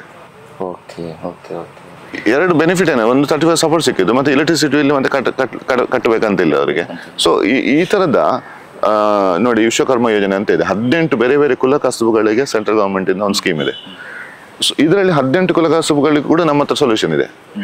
ಪಾಟ್ರಿ ಅವರಿಗೆ ಪಾಟ್ರಿ ವೀಲ್ ಇದೆ, ಅದಕ್ಕೆ ಮಣ್ಣು ಕ್ಲೀನ್ ಮಾಡುವ ಬ್ಲಂಜರ್ ಇದೆ, ಮಣ್ಣು ಹದ ಮಾಡುವಂಥ ಪಗ್ ಮಿಲ್ ಇದೆ, ಬಟ್ಟೆ ನೇಯುವವರಿಗೆ ಇದೆ, ಆಮೇಲೆ ನಿಮಗೆ ಬ್ಲ್ಯಾಕ್ ಸ್ಮಿತ್ ಅಂದರೆ ಏನು ಕತ್ತಿ ಎಲ್ಲ ಮಾಡ್ತಾರೆ ಅಂಥವರಿಗೆ ಬ್ಲೋವರ್ ಇದೆ ನಮ್ಮ ಹತ್ರ.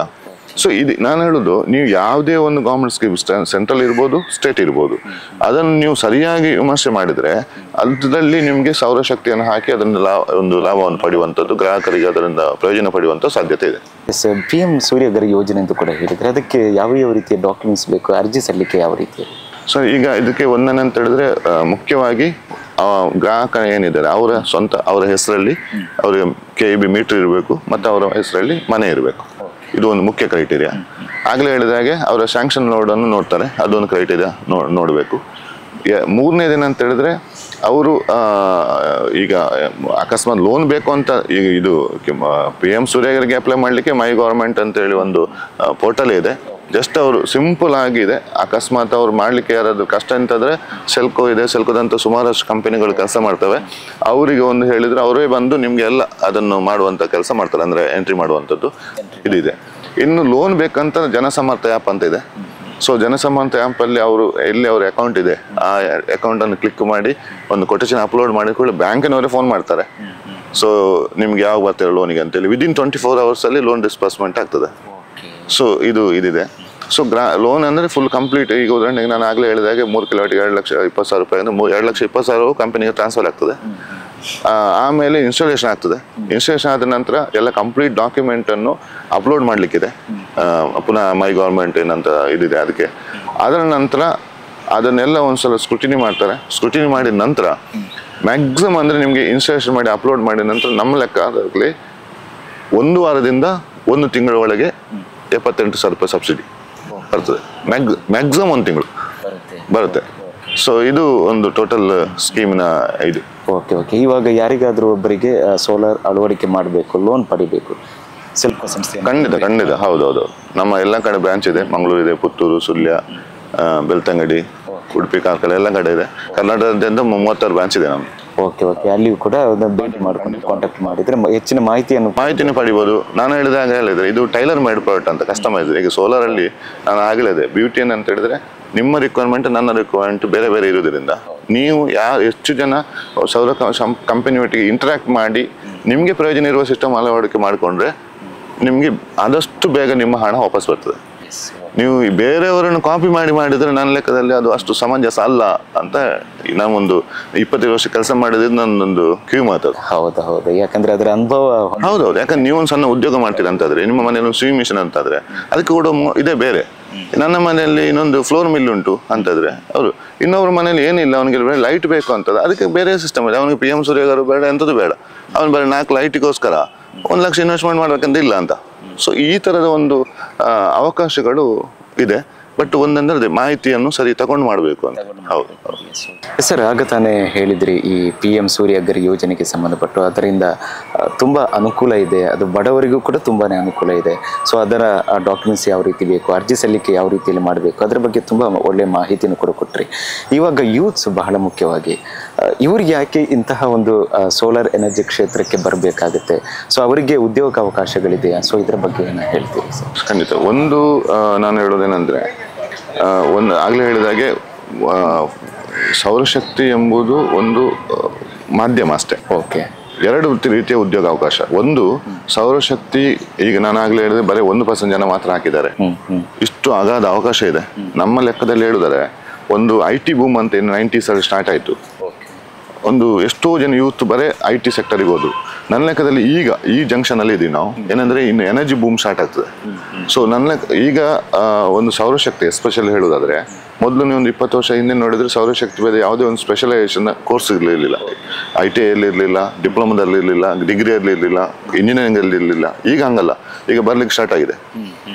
ಇದನ್ನು ಒಂದು ಅರ್ಥ ಮಾಡಿಕೊಂಡು ನಮ್ಮ ಯೂತ್ ಅದಕ್ಕೆ ಬಂದರೆ, ಒಂದು ಮ್ಯಾನುಫ್ಯಾಕ್ಚರಲ್ಲಿ, ಇನ್ನೊಂದು ಸರ್ವಿಸ್ ಸೆಕ್ಟರಲ್ಲಿ ಇನ್ಸ್ಟಾಲೇಷನ್ ಮಾಡೋದು, ಆಫ್ಟರ್ ಸೇಲ್ ಸರ್ವಿಸ್ ಕೊಡೋದು, ಎಲ್ಲದರಲ್ಲಿಯೂ ಫುಲ್ ಟೈಮ್ ಮತ್ತು ಪಾರ್ಟ್ ಟೈಮ್ ಜಾಬ್ಗೆ ಅವಕಾಶ ಇದೆ.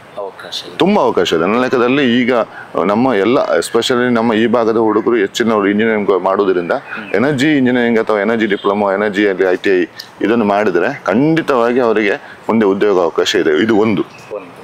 ಎರಡನೇದು ಉದ್ಯೋಗಾವಕಾಶ ಏನಂತ ಹೇಳಿದ್ರೆ, ನಾನು ಆಗಲೇ ಇದೆ ಸೌರಶಕ್ತಿಯನ್ನು ಬಳಕೆ ಮಾಡಿಕೊಂಡು ನಾವು ಹೇಗೆ ಬೇರೆ ಬೇರೆ ಇಂಡಸ್ಟ್ರಿಯನ್ನು ಮಾಡೋದು ಅಥವಾ ಬೇರೆ ಬೇರೆ ಒಂದು ನಮ್ಮ ಏನು ಉದ್ಯೋಗ ಈಗ ಆಲ್ರೆಡಿ ಮಾಡ್ತಾ ಇದ್ದೀವಿ ಅದನ್ನು ಗಟ್ಟಿ ಮಾಡೋದು ಹೇಗೆ ಅಂತ ಹೇಳಿ ಕೂಡ ಮಾಡ್ಬೋದು. ಈಗ ನೀವು ಒಂದು ಹೈನುಗಾರಿಕೆ ಮಾಡ್ತಾ ಇದ್ರೆ ಹೈನುಗಾರಿಕೆಯನ್ನು ಸೌರಶಕ್ತಿಯಿಂದ ಆಧಾರಿತವಾಗಿ ಮಿಲ್ಕಿಂಗ್ ಮಿಷನ್ ಮಾಡುವಂಥದ್ದು, ಆ ಹಾಲು ಕರೆದದ್ದನ್ನು ಇನ್ನೂ ವ್ಯಾಲ್ಯೂಯೇಷನ್ ಮಾಡೋದು. ಇವತ್ತೀಗ ನೀವು ಒಂದು ಹಾಲನ್ನೇ ಮಾರಿದ್ರೆ 40 ರೂಪಾಯಿ ಸಿಗ್ತದೆ, ಮಜ್ಜಿಗೆ ಮಾರಿದ್ರೆ 100 ರೂಪಾಯಿ ಸಿಗ್ತದೆ, ಅದನ್ನೇ ತುಪ್ಪ ಮಾಡಿ ಮಾರಿದ್ರೆ ಇನ್ನು 300 ರೂಪಾಯಿ ಸಿಗ್ಬೋದು. ಅದಕ್ಕೆ ಇನ್ನೂ ಸ್ವೀಟ್ ಮಾಡಿ ಮಾರಿದ್ರೆ ಅದೇ 1 ಲೀಟರ್ 600 ರೂಪಾಯಿ ಸಿಗ್ಬೋದು. ಇದು ಎಲ್ಲದಕ್ಕೂ ಸೌರಶಕ್ತಿಯ ಮಿಷನ್ ಇದೆ. ಮಜ್ಜಿಗೆ ಮಾಡ್ಲಿಕ್ಕಿದೆ, ಕೋವಾ ಮಾಡ್ಲಿಕ್ಕಿದೆ, ಎಲ್ಲದಕ್ಕೂ. ಇದು ಜಸ್ಟ್ ಎಕ್ಸಾಂಪಲ್ ನಾನು ಹೇಳಿದೆ. ಇದೇ ತರ ಒಂದು ಇವತ್ತು ರೈಸ್ ಅಂತ ಹೇಳಿದ್ರೆ ಬರೀ ಒಂದು ನೀವು ಅಕ್ಕಿಯನ್ನು ಮಾಡಿದ್ರೆ ಏನಾಗ್ತದೆ, ಅಕ್ಕಿಯನ್ನು ಪೌಡರ್ ಮಾಡಿ ಮಾರಿದ್ರೆ ಏನಾಗ್ತದೆ, ಅದನ್ನು ಹಿಟ್ಟಿಗಿಂತ ಇನ್ನು ಅದನ್ನು ಬಿಸ್ಕಿಟ್ ಮಾಡಿ ಮಾರಿದ್ರೆ ಏನಾಗ್ತದೆ. ಸೊ ಈ ತರದ ಒಂದು ಯೋಜನೆಗಳು ಇವತ್ತು ನಮ್ಮ ರಿಕ್ವೆಸ್ಟ್ ಏನಂತ ಹೇಳಿದ್ರೆ, ನಾವೊಂದು ಎಲ್ಲ ಕಾಲೇಜುಗಳಿಗೂ ಅಥವಾ ಇದಕ್ಕೂ ಹೇಳುದು ಪ್ಲೇಸ್ಮೆಂಟ್ ಅಂತ ಹೇಳ್ತೀವಿ. ನಾವು ಪ್ಲೇಸ್ಮೆಂಟ್ಗಿಂತ ಇವತ್ತು ನಾವು ಇಂಥ ನಮ್ಮ ಒಂದು ಲೊಕೇಶನ್ ಅಲ್ಲಿ ಎಲ್ಲಿ ಕಾಲೇಜ್ ಇದಿದೆ ಅಲ್ಲಿರುವಂಥ ಉದ್ಯೋಗಾವಕಾಶಗಳು ಈ ಥರದ್ದು ಡಿಸನರಿ ಉದ್ಯೋಗಾವಕಾಶಗಳ ಪಟ್ಟಿಯನ್ನು ಕೂಡ ನಾವು ಹಾಕಬೇಕು ಅಂತ ಹೇಳುದು. ಯಾಕಂದ್ರೆ ಹೆಚ್ಚಿನ ಯುವಕರಿಗೆ ಅಥವಾ ಯುವತಿಯರಿಗೆ ಇದನ್ನು ನೋಡಿದಾಗ ಒಂದು ಎಷ್ಟು ಇದು ಬರ್ಬೋದು. ಯಾಕಂದ್ರೆ ಇದಕ್ಕೆ ಬೇಕಾದ್ರೆ ಟ್ರೈನಿಂಗ್ ಕೊಡುವಂತ ವ್ಯವಸ್ಥೆ ಇದೆ. ಇವತ್ತು ಬಿಸ್ಕಿಟ್ ತಯಾರಿ ಬೇಕಾದ್ರೆ ಟ್ರೈನಿಂಗ್ ಇದೆ, ಅದಕ್ಕೆ ಲೋನ್ ಕೊಡ್ಲಿಕ್ಕೆ ಬ್ಯಾಂಕ್ ಇದೆ, ಎಷ್ಟೋ ಸ್ಟಾರ್ಟ್ಅಪ್ಗಳು ಇದೆ. ಸೊ ಇದನ್ನು ಈ ತರ ಮಾಡಿದಾಗ ಇದು ಒಂದು ಸಾಕಷ್ಟು ಉದ್ಯೋಗಾವಕಾಶ ಆಗ್ತದೆ. ಎರಡನೇದು ಪ್ರಕೃತಿಯ ಮೇಲೆ ಒತ್ತಡ ಕಡಿಮೆ ಆಗ್ತದೆ. ನಮ್ಮ ಒಂದು ಮೆಟ್ರೋಪಾಲಿಟನ್ ಸಿಟಿಯ ಮೇಲೆ ಇರುವಂತ ಒತ್ತಡ ಕೂಡ ಕಡಿಮೆ ಆಗ್ತದೆ. ನಮ್ಮ ಒಂದು ಫ್ಯಾಮಿಲಿ ಒಂದು ಬಾಂಡಿಂಗ್ ಏನಿದೆ ಅಥವಾ ನಿಮ್ಮ ಒಂದು ನಮ್ಮ ಹಳ್ಳಿ ಮನೆಗಳು ಉಳಿತವೆ ಅಂತ, ಇದು ಒಂದು ಮುಖ್ಯ. ಎಸ್, ಬಹಳ ಪ್ರಮುಖವಾದ ವಿಚಾರವನ್ನೇ ತಾವು ಹೇಳಿರುವಂಥದ್ದು. ಸೊ ಇನ್ನು ಆಫ್ಟರ್ ಸೇಲ್ಸ್ ಸರ್ವಿಸ್, ಸೊ ಇದು ಕೂಡ ಬಹಳ ಮುಖ್ಯವಾಗಿ ಇದರಲ್ಲಿ ಬರುತ್ತೆ. ಇವಾಗ ಒಂದು ಸೌರಶಕ್ತಿಯನ್ನು ಅಲ್ಲಿ ಇಂಪ್ಲಿಮೆಂಟೇಷನ್ ಮಾಡಿದ ಮೇಲೂ ಕೂಡ ಸೊ ಅದನ್ನು ನಿರ್ವಹಣೆ ಮಾಡುವ ರೀತಿಯು ಕೂಡ ಅದನ್ನೇ ಮೈಂಟೈನ್ ಮಾಡುವಂತಹ ರೀತಿಯು ಕೂಡ ಬಹಳ ಪ್ರಮುಖವಾಗಿರುವಂಥದ್ದು. ಸೊ ಇದರ ಬಗ್ಗೆ ಏನು ಹೇಳ್ತೀರಾ? ಸೌರಶಕ್ತಿಯನ್ನು ನಾವು ಮೊದಲೇ ಹೇಳಿದಾಗೆ ಒಂದು ಯಾವುದೇ ಒಂದು ಪ್ರಾಡಕ್ಟ್ ಅದನ್ನು ತಗೊಂಡ ತಕ್ಷಣ ನಮ್ಮ ಸಮಸ್ಯೆ ಪರಿಹಾರ ಆಗುವುದಿಲ್ಲ. ಅದನ್ನು ಉಪಯೋಗ ಮಾಡಬೇಕು. ಉಪಯೋಗ ಮಾಡುವಾಗ ಅದನ್ನು ಸುಸ್ಥಿತಿಯಲ್ಲಿ ನಿರ್ವಹಣೆ ಮಾಡೋದು ಕೂಡ ಮುಖ್ಯ. ಸೊ ಕೆಲವೊಮ್ಮೆ ಏನಾಗ್ತದೆ, ಈಗ ಮನೆಯವರೇ ಮಾಡಲಿಕ್ಕೆ ಶಕ್ತರು. ಈಗ ಏನಂತ ಹೇಳಿದ್ರೆ, ಈಗ ನೀವು ಮೊಬೈಲಲ್ಲಿ ನಿಮಗೆ ಸರ್ವಿಸ್ ಮಾಡ್ಬೇಕಂತ ಇಲ್ಲ, ನಾವೇ ಓಡಿಸ್ತೀವಿ, ಇದು ಮಾಡ್ತೀವಿ. ಟಿ ವಿಯೆಲ್ಲ ಸರ್ವಿಸ್ ಮಾಡ್ಬೇಕಂತಿಲ್ಲ. ಆದರೆ ಸೌರಶಕ್ತಿಯಲ್ಲಿ ಏನು ಮುಖ್ಯ ಅಂತ ಹೇಳಿದ್ರೆ, ಒಂದು ಸೋಲಾರ್ ಪ್ಯಾನಲ್ ಕ್ರಿಟಿಕಲ್ ಅದು. ಯಾಕಂದ್ರೆ ಮಾಡಿದ ಮೇಲೆ ಇರೋದ್ರಿಂದ ಧೂಳು, ಅದರ ಮೇಲೆ ನೆರಳು, ಇದೆಲ್ಲ ಬಹಳ ಸಹಜ.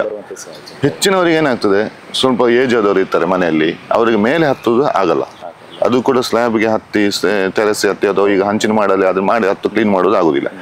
ಸೊ ಇದಕ್ಕೆ ನಾನು ಹೇಳೋದು ಅಂತ ಹೇಳಿದ್ರೆ, ಇದಕ್ಕೆ ನಾವು ಸೆಲ್ಕೋ ಅಂತ ಸಂಸ್ಥೆ ನಮ್ಮದೇ ಆದ ಟೆಕ್ನಿಷಿಯನ್ ಇಟ್ಕೊಂಡಿದ್ದೀವಿ, ನಮ್ಮದೇ ಆದ ಒಂದು ನೆಟ್ವರ್ಕ್ ಇದೆ. ಅದನ್ನು ಬಿಟ್ಟು ಇನ್ನೊಂದಷ್ಟು ಉದ್ಯೋಗಾವಕಾಶಗಳು ಸೇವ್ ಬಂದ ಒಂದು ಕಾನ್ಸೆಪ್ಟ್ ಇದೆ ನಮ್ಮ ಹತ್ರ. ಯಾರಾದ್ರು ಬಂದ್ರ ಅಂತಾದ್ರೆ ನಾವು ಅವರಿಗೆ ಮಾಹಿತಿ ಕೊಡ್ತೀವಿ, ಅವರಿಗೆ ಬೇಕಾದ ಟೂಲ್ಸ್ ಕೊಡ್ತೀವಿ, ಅವರಿಗೆ ಬೇಕಾದ ಸ್ಪೇರ್ ಪಾರ್ಟ್ಸ್ ಕೊಡ್ತೀವಿ.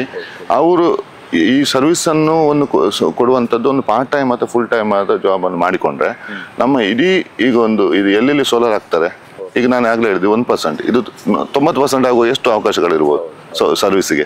ಸೊ ಇದನ್ನು ಮಾಡಿದಂತಾದ್ರೆ ಇದರಲ್ಲಿ ಒಂದಷ್ಟು ಉದ್ಯೋಗಾವಕಾಶ ಆಗ್ತದೆ. ಮತ್ತು ಸೋಲಾರ್ ಎಂಬುದು ಈಗ ಇದು ಪ್ಯಾನಲ್ ಕ್ಲೀನಿಂಗ್. ಇನ್ನು ಬ್ಯಾಟ್ರಿ ಇರುವ ಸಿಸ್ಟಮ್ ಅಂದರೆ ಪ್ರತಿ 6 ತಿಂಗಳಿಗೊಮ್ಮೆ ಬ್ಯಾಟ್ರಿಯನ್ನು ಮೇಂಟೈನ್ ಮಾಡೋದು ಮುಖ್ಯ. ಸೊ ಇದನ್ನು ನಿರ್ವಹಣೆ ಮಾಡಿದಂತಾದ್ರೆ ಖಂಡಿತವಾಗಿ ಸೌರಶಕ್ತಿಯಲ್ಲಿ ಏನು ನಾವು ಹಣ ಹಾಕ್ತೀವಿ ಅದರ 5 ಪಟ್ಟು ಲಾಭ ಆಗೋದ್ರಲ್ಲಿ ಯಾವ ಸಂಶಯನೂ ಕೂಡ ಇಲ್ಲ. ಎಸ್ ಸರ್, ಇಷ್ಟು ಹೊತ್ತು ನಮ್ಮ ಜೊತೆಗೆ ಈ ಸೌರಶಕ್ತಿ ಅಂದ್ರೇನು, ಅದರಿಂದ ಸಿಗುತ್ತಾ ಇರತಕ್ಕಂತಹ ಪರಿಸರವಾಗಿ ಯಾವ ರೀತಿಯಲ್ಲಿ ಸಂರಕ್ಷಣೆ ಮಾಡುವುದು ಅಥವಾ ಅದರಿಂದ ಸಿಗ್ತಾ ಇರತಕ್ಕಂಥ ಲಾಭಗಳೇನು, ಅನುಕೂಲಗಳೇನು, ಸೊ ಇದರ ಬಗ್ಗೆ ಬಹಳ ವಿಸ್ತೃತವಾಗಿ ತುಂಬ ಚೆನ್ನಾಗಿ ಮಾಹಿತಿಯನ್ನು ಕೊಟ್ಟಿದ್ದೀರಾ. ಮತ್ತು ಯೂತ್ಸ್ ಯಾಕಾಗಿ ಇದಕ್ಕೆ ಬರಬೇಕಾಗತ್ತೆ, ಸೊ ಅವರು ಕೂಡ ಇದಕ್ಕೆ ಇನ್ವಾಲ್ವ್ ಆಗಿ ಯಾವ ರೀತಿಯಲ್ಲಿ ಕೂಡ ಅವರಿಗೆ ಮುಂದಿನ ಭವಿಷ್ಯದಲ್ಲಿ ಕೂಡ ಇದರಲ್ಲಿ ಹೇರಳವಾಗಿ ಉದ್ಯೋಗಾವಕಾಶಗಳು ಕೂಡ ಸಿಗುತ್ತೆ. ಸೊ ಆಪರ್ಚುನಿಟೀಸ್ ಬಹಳ ತುಂಬಾ ಇದೆ ಅನ್ನುವಂಥ ಒಂದು ಮಾತನ್ನು ಕೂಡ ಇವತ್ತಿನ ಈ ಒಂದು ಕಾರ್ಯಕ್ರಮದಲ್ಲಿ ತುಂಬ ಚೆನ್ನಾಗಿ ಮಾಹಿತಿಯನ್ನು ಕೊಟ್ಟಿದ್ದೀರಾ. ಇವತ್ತಿನ ಈ ಒಂದು ಕಾರ್ಯಕ್ರಮದಲ್ಲಿ ಬಂದು ನಮ್ಮ ಜೊತೆಗೆ ಈ ಮಾಹಿತಿ ತಿಳಿಸಿದ್ದಕ್ಕಾಗಿ ತಮಗೆ ಧನ್ಯವಾದಗಳು ಸರ್. ವೀಕ್ಷಕರೇ, ಇದು ಈ ಹೊತ್ತಿನ ವಿಶೇಷ. ಇಷ್ಟು ಹೊತ್ತು ನಮ್ಮ ಜೊತೆಗೆ ಈ ಒಂದು ಕಾರ್ಯಕ್ರಮದಲ್ಲಿ ಸೌರಶಕ್ತಿಯ ಬಳಕೆ ಅದು ಯಾವ ರೀತಿಯಲ್ಲಿರಬೇಕು, ಅದರ ನಿರ್ವಹಣೆ ಹೇಗೆ, ಸೊ ಹಾಗೆಯೇ ಅದನ್ನು ಯಾರು ಅಳವಡಿಸ್ಕೊಳ್ಬೇಕು, ಸೊ ಭವಿಷ್ಯದಲ್ಲಿಯೂ ಕೂಡ ಈ ಸೋಲಾರ್ ಅದು ಎಷ್ಟು ಪ್ರಮುಖವಾಗಿ ಇರುತ್ತೆ ಅನ್ನೋದರ ಬಗ್ಗೆ ಕೂಡ ಬಹಳಷ್ಟು ಮಾಹಿತಿಯನ್ನು ಕೂಡ ನಮ್ಮ ಜೊತೆಗೆ ಇವತ್ತಿನ ಈ ಒಂದು ಕಾರ್ಯಕ್ರಮದಲ್ಲಿ ಸೆಲ್ಕೋ ಸಂಸ್ಥೆಯ ಡೆಪ್ಯೂಟಿ ಜನರಲ್ ಮ್ಯಾನೇಜರ್ ಆಗಿರುವಂತಹ ಗುರುಪ್ರಕಾಶ್ ಶೆಟ್ಟಿ ಅವರು ನಮ್ಮ ಜೊತೆಗೆ ಇವತ್ತಿನ ಈ ಒಂದು ಕಾರ್ಯಕ್ರಮದಲ್ಲಿ ಮಾಹಿತಿಯನ್ನು ಹಂಚಿಕೊಂಡವರು. ಇದು ಈ ಹೊತ್ತಿನ ವಿಶೇಷ. ನಿರಂತರವಾಗಿ ನೋಡ್ತಾನೆ ಇರಿ VLTV ಕಾರ್ಯಕ್ರಮ.